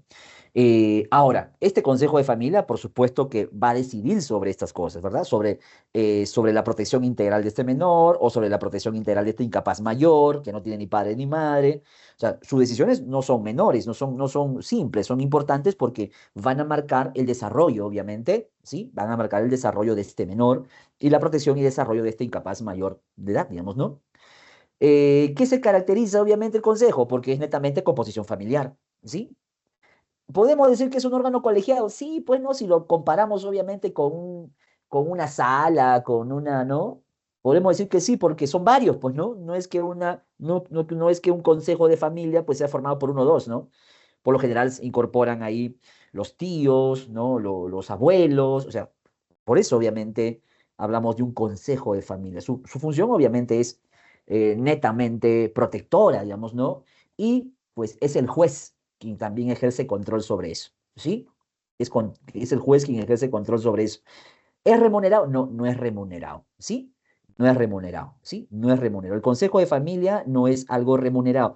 quien podría sí ser remunerado es el tutor, ¿sí? Porque está cumpliendo una función.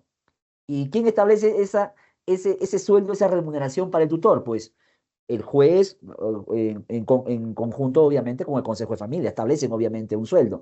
Porque también es un trabajo, ¿sí? También es un trabajo. O sea, no es que es tutor, obviamente, porque, porque simplemente lo nombraron y él de buena voluntad dijo que sí, ¿no? Puede que tenga buena voluntad, no voy a cuestionar eso, pero por otro lado también existe la posibilidad de que también al ser un trabajo, tal como lo señala la norma constitucional, todo trabajo debe ser remunerado y este no es la excepción, ¿sí? Este no es la excepción. También, obviamente, respecto a él hay una pues, remuneración, ¿sí? También respecto a él hay una remuneración, así que no se detenemos, ¿no? Entonces, profesor, para que exista consejo, ¿el padre o la madre tienen que estar muertas? La respuesta es no, digamos, no. No, puede que no estén por diversos motivos, exista una ausencia de ellos por diversos motivos, o existe de pronto desconocimiento de su paradero, ¿no? Por diversos motivos. Entonces, mientras aparecen o mientras salen de la condición de discapacidad, de pronto, un ebrio habitual, un toxicómano, etcétera, ¿no? Pues se nombra obviamente un consejo de familia a efectos de que, pues estos de alguna forma se encarguen de darle protección, obviamente, a ese menor, digamos, ¿no?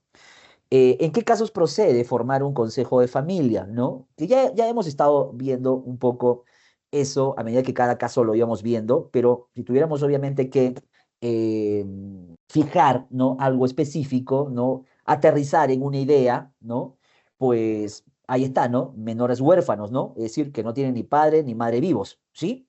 Ni padre ni madre vivos, digamos, ¿no? Incapaces mayores huérfanos, es decir, personas, ¿no? Que no tienen capacidad, obviamente, y que tampoco, obviamente, estén su papá ni su mamá vivos, digamos, ¿no? Pero son mayores. Padres sin administración, digamos, ¿no? Es decir, que no tengan el control, en otras palabras, digamos, ¿no? Padres que no tengan el control, digamos, ¿no? La tutela especial, digamos, ¿no?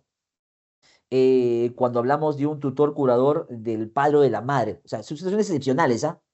Puede que el padre o la madre se encuentre bajo una situación también de vulnerabilidad, ¿no? Quizás de pronto se encuentra en estado de coma, quizás se encuentra en una situación de interdicción, etcétera, pues alguien también tiene que tomar decisiones por ellos, digamos, ¿no?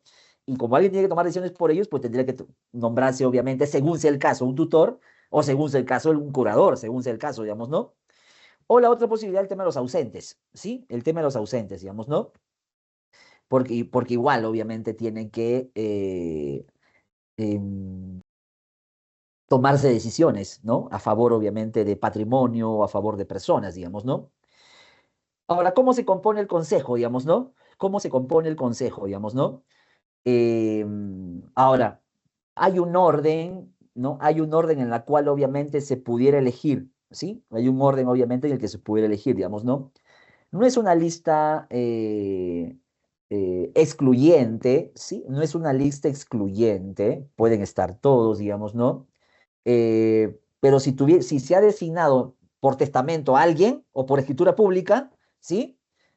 Se toma en cuenta a ellos, ¿sí? Se toma en cuenta a ellos, digamos, no se han sido designados por testamento, escritura, por el padre o por la madre que, ¿no? Hizo un testamento antes de morir, o el padre o la madre hizo un testamento antes de morir y ahí designó a alguien, pues ese es obviamente lo que se toma en cuenta, digamos, ¿no? Esos son obviamente los que se toman en cuenta, digamos, ¿no? O si no hay testamento, digamos, ¿no? De pronto, si el abuelo que estaba obviamente en tutoría de este menor, ¿sí? El abuelo que estaba en tutoría con este menor, de pronto, pues designa, digamos, ¿no? Designa, ¿no? Designa obviamente también a quienes podrían ser, digamos, ¿no? Y si no hay ninguno de estos, ¿no? Si no hay ninguno de estos, pues se tendría que, ¿sí? Se tendría que eh, recurrir obviamente a la prelación legal, pues, ¿verdad? A la prelación legal. Abuelos, tíos, hermanos, hijos, ¿sí? Abuelos, tíos, hermanos, hijos, digamos, ¿no? Ahora, hay algunas reglas especiales, ¿sí? Algunas reglas especiales, digamos, ¿no? Por ejemplo, eh, si hay menos hermanos enteros que medios hermanos, ¿no? Si hay menos hermanos enteros que medios hermanos, cuando dice hermanos enteros me refiero obviamente a hermanos de padre y madre, ¿sí? padre y madre, digamos, ¿no? Solo así tener un número igual al de hermanos enteros. ¿Qué significa? Si hay dos hermanos por padre y madre y hay dos hermanos, dos medios hermanos, pues tiene que ser la misma cantidad. Si hay uno, uno, ¿sí? Si hay tres, tres, es decir, la misma cantidad, ¿sí? En la práctica, estas fórmulas son para efecto de no generar desigualdad en el patrimonio. Profesor, ¿y por qué tiene que ser igual? Ah, porque recuerden que se van a tomar decisiones sobre patrimonio, ¿sí? Y como se van a tomar decisiones sobre patrimonio, puede que los hermanos y los medios hermanos no siempre se pongan de acuerdo sobre a quién le corresponde más respecto al patrimonio, ¿verdad? Entonces, por eso, obviamente, esta figurita que se pone, ¿no? Para efectos de evitar una desigualdad al momento de toma de decisiones sobre disposición de bienes, del patrimonio, digamos, ¿no? Entonces, parece mentira, pero estos detalles, la norma obviamente lo ha puesto por algo, pues, ¿no? La norma lo ha consignado por algo, digamos, ¿no? De la misma manera, dice, para hijo extramatrimonial solo parientes del progenitor que los reconoció. Por obvia razón, ya lo hablaba más adelante, ¿no? Más temprano lo comentábamos, ¿no? Comentábamos y señalábamos esto de las reglas especiales en el sentido de que, oye, si es hijo extramatrimonial, ¿no? Hijo extramatrimonial, ¿cómo hacemos el consejo de familia, no? O sea, mezclamos también a la familia, a la cónyuge del padre o de la madre, ¿no? De ese menor, junto con el padre o la madre con la que tuvo la relación extramatrimonial y tuvo el hijo, y formamos en ambos un consejo. La respuesta es no. Dice, oye, por si acaso, si es un hijo extramatrimonial, solo los parientes del progenitor que lo reconoció, ¿sí?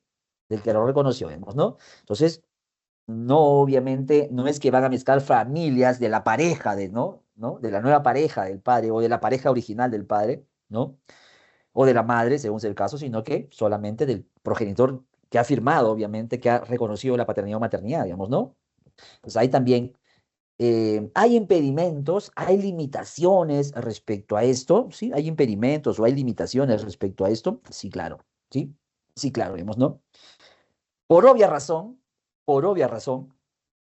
no podrán formar parte del consejo de familia, tutor o curador, ¿no? Aquellos que tienen impedimentos para ser tutor o curador, ¿no? Los excluidos por padres, ¿no? O abuelos, ¿no? Los hijos de quien abusó de la patria potestad, ¿sí? O los padres, ¿no? Salvo el 624, vemos, ¿no? Porque se entiende que si, profesor, ¿por qué los padres no? Oye, porque si son los padres, ellos tienen la patria potestad, ¿no? Y si tienen la patria potestad, ¿para qué, obviamente, consejo de familia, digamos, ¿no? Hay consejo de familia casualmente porque hay algo que también le impide a los padres asumir, obviamente, esa función de patria potestad propiamente, ¿no? Entonces, en ese sentido va la norma, digamos, ¿no? Hay una limitación, sí, de carácter territorial, digamos, ¿no? Si vive muy lejos, ¿no? Si vive muy lejos, hay una limitación territorial, digamos, ¿no?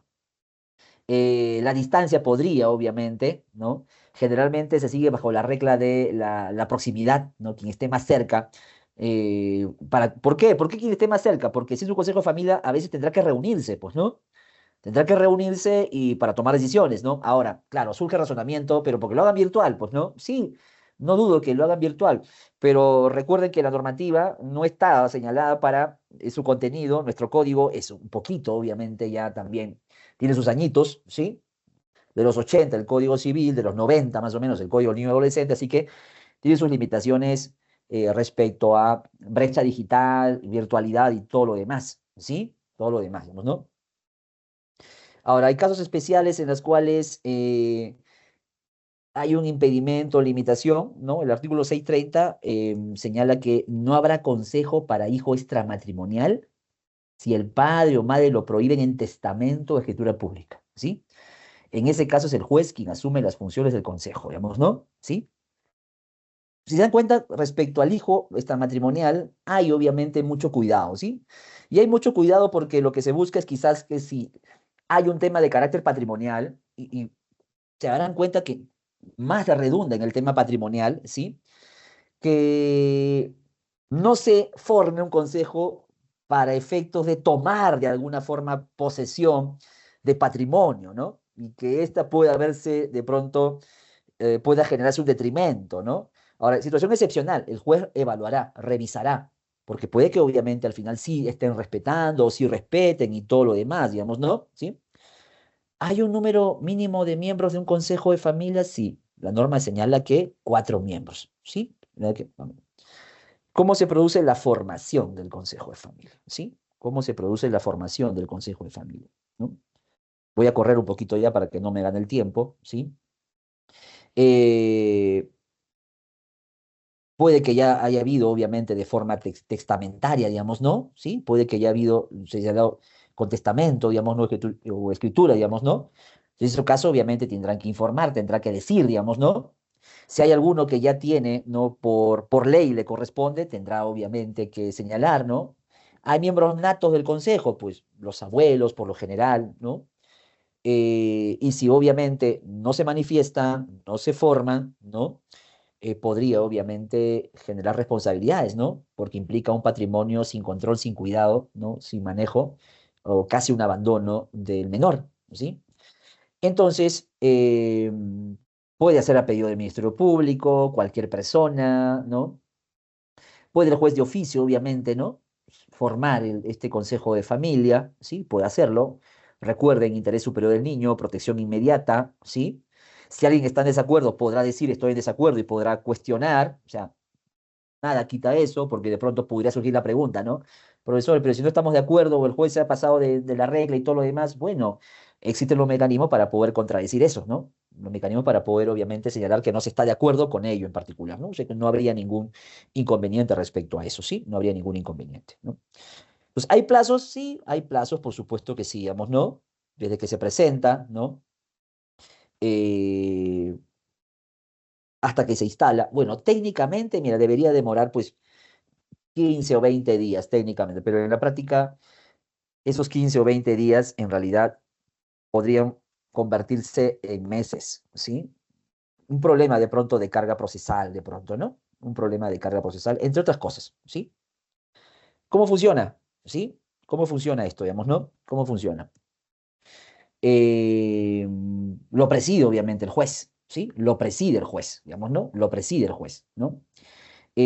¿Cómo se realizan las convocatorias? Bueno, lo pide el tutor o lo pide el curador, lo pide cualquier miembro del consejo, o cuando hay un interés, de pronto, ¿no? Cuando hay una situación que amerita reunirse, ¿sí? Que amerita reunirse, tiene que cumplirse con las formalidades de la invitación, ¿sí? Tiene que cumplirse con las formalidades. Es decir, el consejo de familia no es solamente la reunión de familiares que se juntan a ver qué hacen y todo lo demás. No, tiene pues formalidades que deben cumplirse, ¿sí? Tienen formalidades que deben cumplirse. Ahora, el consejo de familia no es, ¿sí? No es, ¿no? Algo muy común, ¿sí? No es que a cada rato, pues, veamos procesos para formación de consejo de familia, no. En la práctica casi no se ve esto, ¿sí? En la práctica casi no se ve esto, digamos, ¿no? En la práctica, de facto, los familiares pueden quedarse al cuidado, obviamente, del menor, ¿sí? Pueden quedarse al cuidado. Por lo general, ¿cuándo vemos esto de consejo de familia? Por lo general, ¿sí? Por lo general, no descarto las otras formas, las otras motivaciones, ¿sí? Pero por lo general, cuando hay patrimonio de por medio, que de pronto le correspondería al menor, ¿sí? Cuando hay patrimonio de por medio, por lo general se suele, sí, se suele, para efectos de seguridad, para efectos de protección, para efectos de evitar un detrimento en el patrimonio, pues podría, obviamente, establecerse esto, digamos, ¿no? Pero en la realidad, ¿no? Cuando los padres están ausentes o desconocen, en la práctica suelen asumir, pues, los tíos, las tías, ¿no? Los abuelos, y no hacen necesariamente una cuestión de Estado, un consejo de familia, la formación de un consejo de familia, pues simplemente llevan la vida de manera normal, hacen lo que hubiesen hecho los padres en presencia y continúan, digamos, ¿no? No siempre van a realizar esto, digamos, ¿no? ¿Sí? Ahora, pueden haber, sí, pueden adicionarse alguien más, puede participar, obviamente, alguien más, ¿sí? ¿No? ¿Quiénes participan, digamos, no? Bueno, el tutor o el curador, según sea el caso, digamos, ¿no?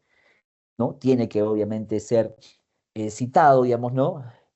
El menor, ¿sí? El menor puede asistir, ¿no? El menor puede asistir, digamos, ¿no? Alguien que tenga un interés, ¿sí? Un interés, ¿no? Respecto al Consejo de Familia, ¿no? Y obviamente los miembros regulares del Consejo de Familia, digamos, ¿no? ¿Sí? Y miren, o sea, tiene un contenido económico porque incluso luego de conformado, ¿sí? ¿Qué pasa, obviamente, si no asiste, ¿no? O sea, hay multa, ¿no? 20% del sueldo mínimo vital mensual, digamos, ¿no? ¿Sí? Entonces, tiene de alguna forma una connotación interesante, digamos, ¿no? Facultades, bueno, las patrimoniales y sobre las personas, ¿sí? Tiene facultades sobre la persona, ¿sí? Y tiene facultades de carácter patrimonial, ¿sí? Sobre la persona y temas de carácter patrimonial, específicamente, ¿no? Sobre la persona, ¿no? El nombramiento, pues, de quienes son tutores o curadores, ¿no? El aceptar, obviamente, las excusas o las renuncias, obviamente, del tutor, ¿no? Ese es el caso, digamos, ¿no? El declarar, obviamente, la incapacidad de pronto de los tutores, ¿no? Por alguna más, o curadores, según sea el caso, digamos, ¿no? En la remoción, ¿no? La remoción, obviamente, de los tutores, ¿no? O incluso solicitar lo que esto sea judicialmente, la remoción, ¿no? ¿Cuáles son las facultades patrimoniales del Consejo? ¿Sí? Que miren, son las que más, de alguna forma, eh, justifican la existencia de un Consejo de Familia, ¿no? Son las que más justifican la existencia de un Consejo de Familia, digamos, ¿no? Está en función a que eh, decide, obviamente, respecto a en qué se invierte el patrimonio, ¿sí? ¿Es posible que acepte donaciones, herencias o legados? Por supuesto que sí. Si van directamente a ese menor del cual es tutor, pues obviamente, ¿no? Puede aceptar esas donaciones, herencias, el legado porque va directamente al menor, ¿sí? Puede auxiliarse, ¿no? De un administrador, de un contador, de alguien que lo auxilie a manejar de mejor manera el patrimonio, sí, también, por supuesto que sí, digamos, ¿no? Puede, obviamente, autorizar la contratación de administradores, contadores, etcétera, digamos, ¿no? ¿Sí? Hace el pago, obviamente, de los impuestos que corresponden, digamos, ¿no? Los impuestos que corresponden. Puede señalar también, ¿no? ¿Qué bienes tendrían que venderse de pronto por una razón de necesidad, ¿no? De pronto el bien está perdiendo su valor en el transcurso del tiempo, es un vehículo del año 2020 y si sigue pasando el tiempo va a ir perdiendo su valor como tal, ¿no? O se requiere hacer una reparación, ¿no? O una venta del bien antes que se pierda totalmente, ¿no? Entonces podría, ¿sí? Podría obviamente realizarlo el Consejo de Familia porque son parte de sus facultades de carácter patrimonial, ¿sí? De carácter patrimonial.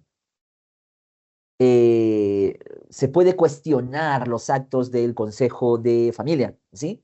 Se puede cuestionar los actos del Consejo de Familia, pues sí, ¿no? Por supuesto que sí, ¿no?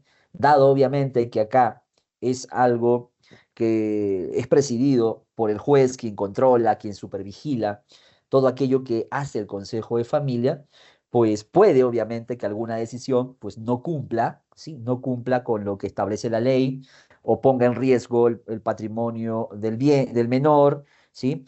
O suceda algo en particular respecto a ello, ¿no? Pues cabe la posibilidad, sí, cabe la posibilidad de que se pueda cuestionar, ¿no? Se pueda cuestionar las decisiones que se toman dentro de ese órgano jurisdiccional, ¿no? Medios impugnatorios, ¿sí? Y pues puede también, ¿no? Ser visto en segunda instancia y todo lo demás. O sea, nada impide que esto se pueda realizar, ¿no? Al igual como cuando se hace sobre decisiones que se toman con una persona jurídica, ¿verdad? Sí, jurídica, digamos, ¿no? Claro, hay cosas que no podría cuestionar, ¿sí? Hay cosas que no podría cuestionar, digamos, ¿no? ¿No?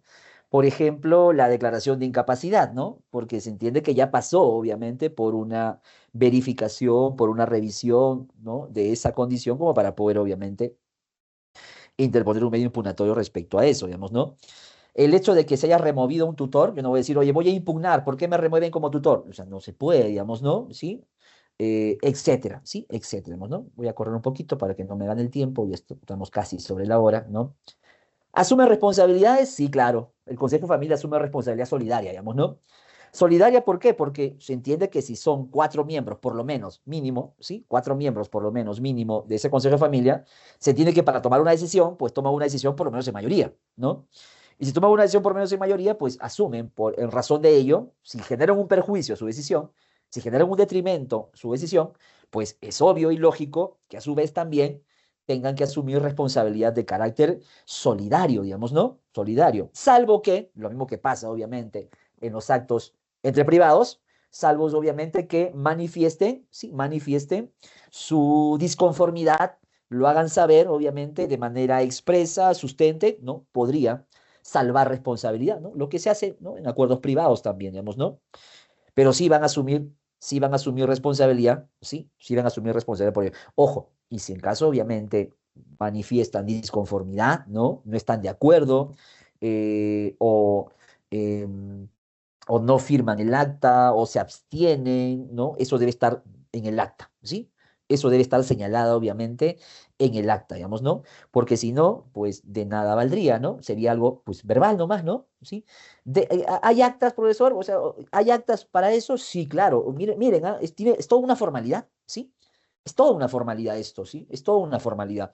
No solamente es un nombre nada más, sino lleva toda una formalidad cual persona jurídica, ¿sí? Cual persona jurídica, digamos, ¿no? En el juzgado, obviamente, tienen un libro sobre consejo de familia, donde hay un registro y donde, pues, se puede verificar, ¿no? En cualquier momento el contenido del mismo, digamos, ¿no? Sin perjuicio de ello, también existe por parte del consejo, ¿sí? Un libro donde consta también, ¿sí?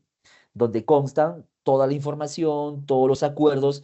Es una forma de control paralelo, ¿no? Es una forma de control paralelo. Está lo oficial que tiene el juzgado, pero por otro lado está lo que figura en el consejo, que se entiende que debería ser lo mismo, ¿pues ¿verdad? Se tiene que ser lo mismo, digamos, ¿no?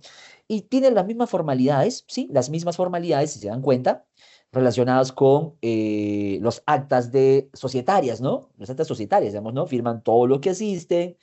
Si alguno no firma, pues se deja constancia de por qué no ha firmado, constancia del disentimiento, o sea, que no estaban de acuerdo, digamos, ¿no? Y es en ambos libros, o sea, en el oficial y en el familiar, ¿sí? En el oficial y en el familiar, digamos, ¿no? Em, ¿Hay control por parte del juez? Sí. ¿Hay supervisión? Sí, digamos, ¿no? ¿Hay sanción? También, por supuesto que sí, digamos, ¿no? Profesor, o sea que ser miembro del consejo de familia también podría traerme problemas de pronto, ¿no? Porque yo puedo estar actuando de buena fe, ¿no? Por ese menor, pero al final si yo cometo un error por desconocimiento y todo lo demás, podría meterme en un problema. Pues es una posibilidad, ¿no? Es una posibilidad, ¿no? Pero si se conoce muy bien y se explica muy bien, pues no habría ningún problema, porque tampoco es que sea algo muy complejo, digamos, ¿no? Ahora, el juez, ¿no? El juez obviamente es quien preside, quien supervisa, obviamente, ¿no? Y pues es quien de alguna forma supervigila de que no haya ningún exceso, no haya ninguna omisión en las acciones, digamos, ¿no? No haya nada que impida el funcionamiento del consejo o del tutor, ¿no? Y si en caso, obviamente, hay alguna urgencia, pues también, ¿no? Tanto el juez como la sala pueden, sí, pueden, en situaciones, obviamente, excepcionales, ¿sí? En situaciones excepcionales, es decir, urgentes, ¿no? Pueden tomar medidas a efectos de evitar que esa urgencia se convierta en un perjuicio, ¿sí? Se convierta en un perjuicio. Entonces, y para eso, obviamente, van a emitir, obviamente, sus medidas, pues, ¿verdad? Emitir sus medidas, digamos, ¿no? Eh, ¿Qué situaciones justifican una intervención directa, digamos, ¿no? Para que no quede en el aire esto, digamos, ¿no? De urgencia, digamos, ¿no? Por ejemplo, que hay demora en formar el consejo de familia, digamos, ¿no? O se reúnen, pero se frustra la reunión de manera constante, digamos, ¿no? O de pronto ese consejo más genera un perjuicio, obviamente, que un beneficio al menor, digamos, ¿no? Entonces ¿no? Hay todo un control respecto a eso, ¿no? Se puede extinguir el consejo ya para prácticamente ir un poquito ya terminando y pasar a otro puntito que es más cortito, digamos, ¿no? Sí, terminaré en 5 minutitos, no quiero dejar al aire esto, digamos, ¿no? Sí, ¿se extingue el consejo, su función? ¿Llega un momento fin del cargo, se puede disolver? Pues sí, ¿no? Fin del cargo, muere el miembro integrante, digamos, ¿no? Se declara en quiebra también, ¿no? Se declara en quiebra, ¿no? No se supo administrar correctamente. Se hizo remoción, ¿no? De tutores, ¿sí? Ya no hay tutores, si no hay tutores, bueno.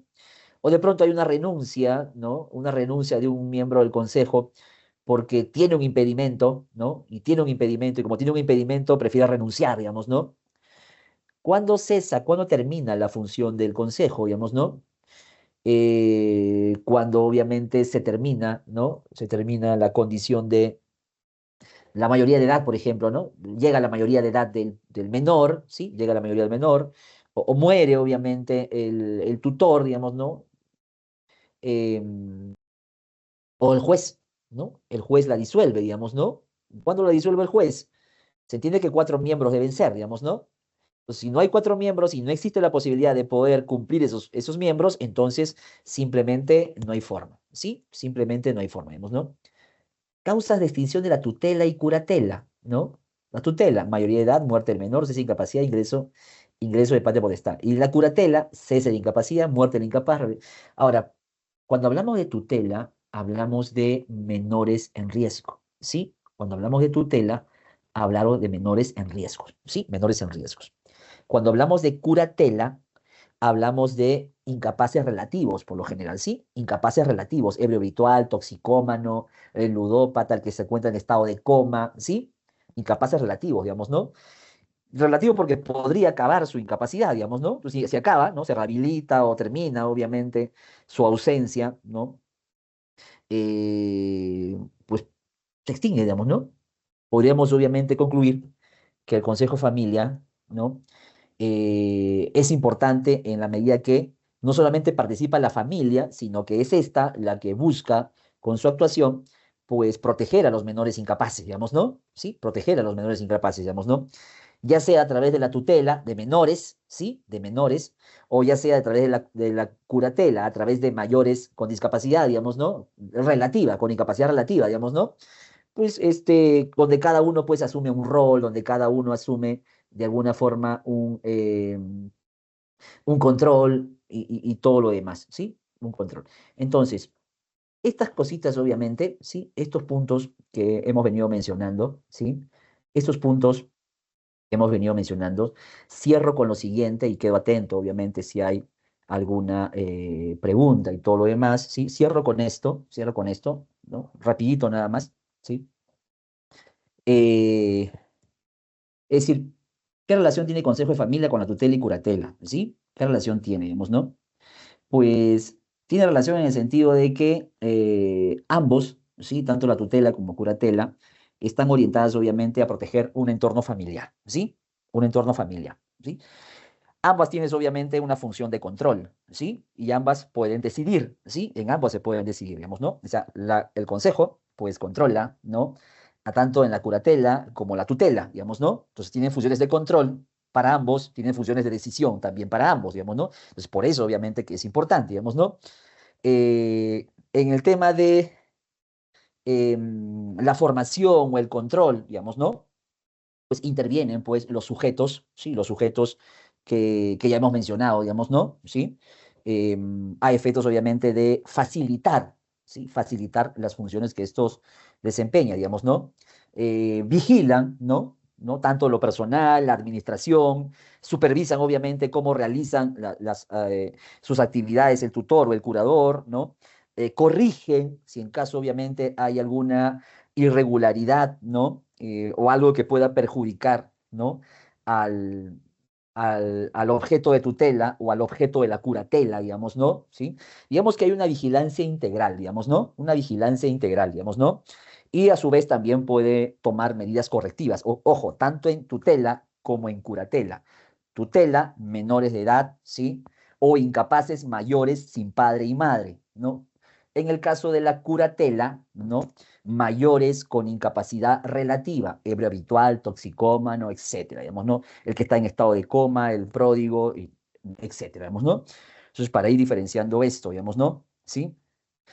¿Hay un control patrimonial? Sí, por supuesto que sí, digamos, ¿no? Tanto la función del curador como el tutor, pues reciben a través del consejo de familia, pues un control respecto a qué es lo que pueden o no hacer, digamos, ¿no? No pueden enajenar, grabar, gastos, pues, innecesarios, digamos, ¿no? Contratos que de pronto puedan generar una trascendencia o de carácter patrimonial, digamos, ¿no? ¿Sí? Entonces tienen, ¿no? Tienen también algunas rinden cuentas, esto ya lo vimos, digamos, ¿no? Pueden tomar medidas correctivas, sí, claro, ¿no? Si hay irregularidades, ¿no? El juez obviamente va a convocar a efectos al Consejo de Familia, a efectos obviamente de que se pueda de pronto corregir, si se puede, o se puede obviamente evitar en la medida de lo posible, digamos, ¿no? ¿Sí? O sea, tiene una función especial. O sea, ¿hay una relación entre tutela y consejo de familia? Sí. ¿Hay una relación entre curatela y consejo de familia? Sí. Que para ambos casos el consejo de familia se convierte en un órgano de control, en un órgano de supervisión, que lo que busca casualmente es evitar que exista un perjuicio al patrimonio de el menor, digamos, ¿no? ¿Sí? Bueno, dicho esto, yo les voy a pasar luego este material que hemos estado viendo, así que no se preocupen por eso. Pero yo quedo atento, ¿sí? Quedo atento si en caso, obviamente, hay alguna pregunta, ¿no? Alguna duda o algún aporte también, que creo que es importante, ¿no? Muchísimas gracias, doctor Manuel Ibarra Trujillo, por su exposición en esta clase, en esta nuestra cuarta clase de nuestro curso. Vamos a pasar, doctor, a la siguiente etapa, que son las preguntas. Vamos a invitar a nuestros estimados participantes que levanten la mano para poder hacer su pregunta directamente a nuestro expositor o algún comentario sobre el tema desarrollado. Parece que todo quedó claro, doctor. Entonces vamos a dar por finalizado esta nuestra cuarta clase. No antes, doctor Manuel Herminio Ibarra Trujillo, agradecerle por encargo de nuestro decano, doctor Raúl Canelo Rabanal, y nuestra directora académica y promoción cultural, doctora Minerva Córdoba Sena, el agradecimiento por su participación en este nuestro curso. Su diploma respectivo, doctor, en unos instantes vamos a enviarle. Muchísimas gracias, doctor. Lo esperamos en en su segunda clase que tiene, programado también en este nuestro curso. Gracias, doctor, y muy buenas noches.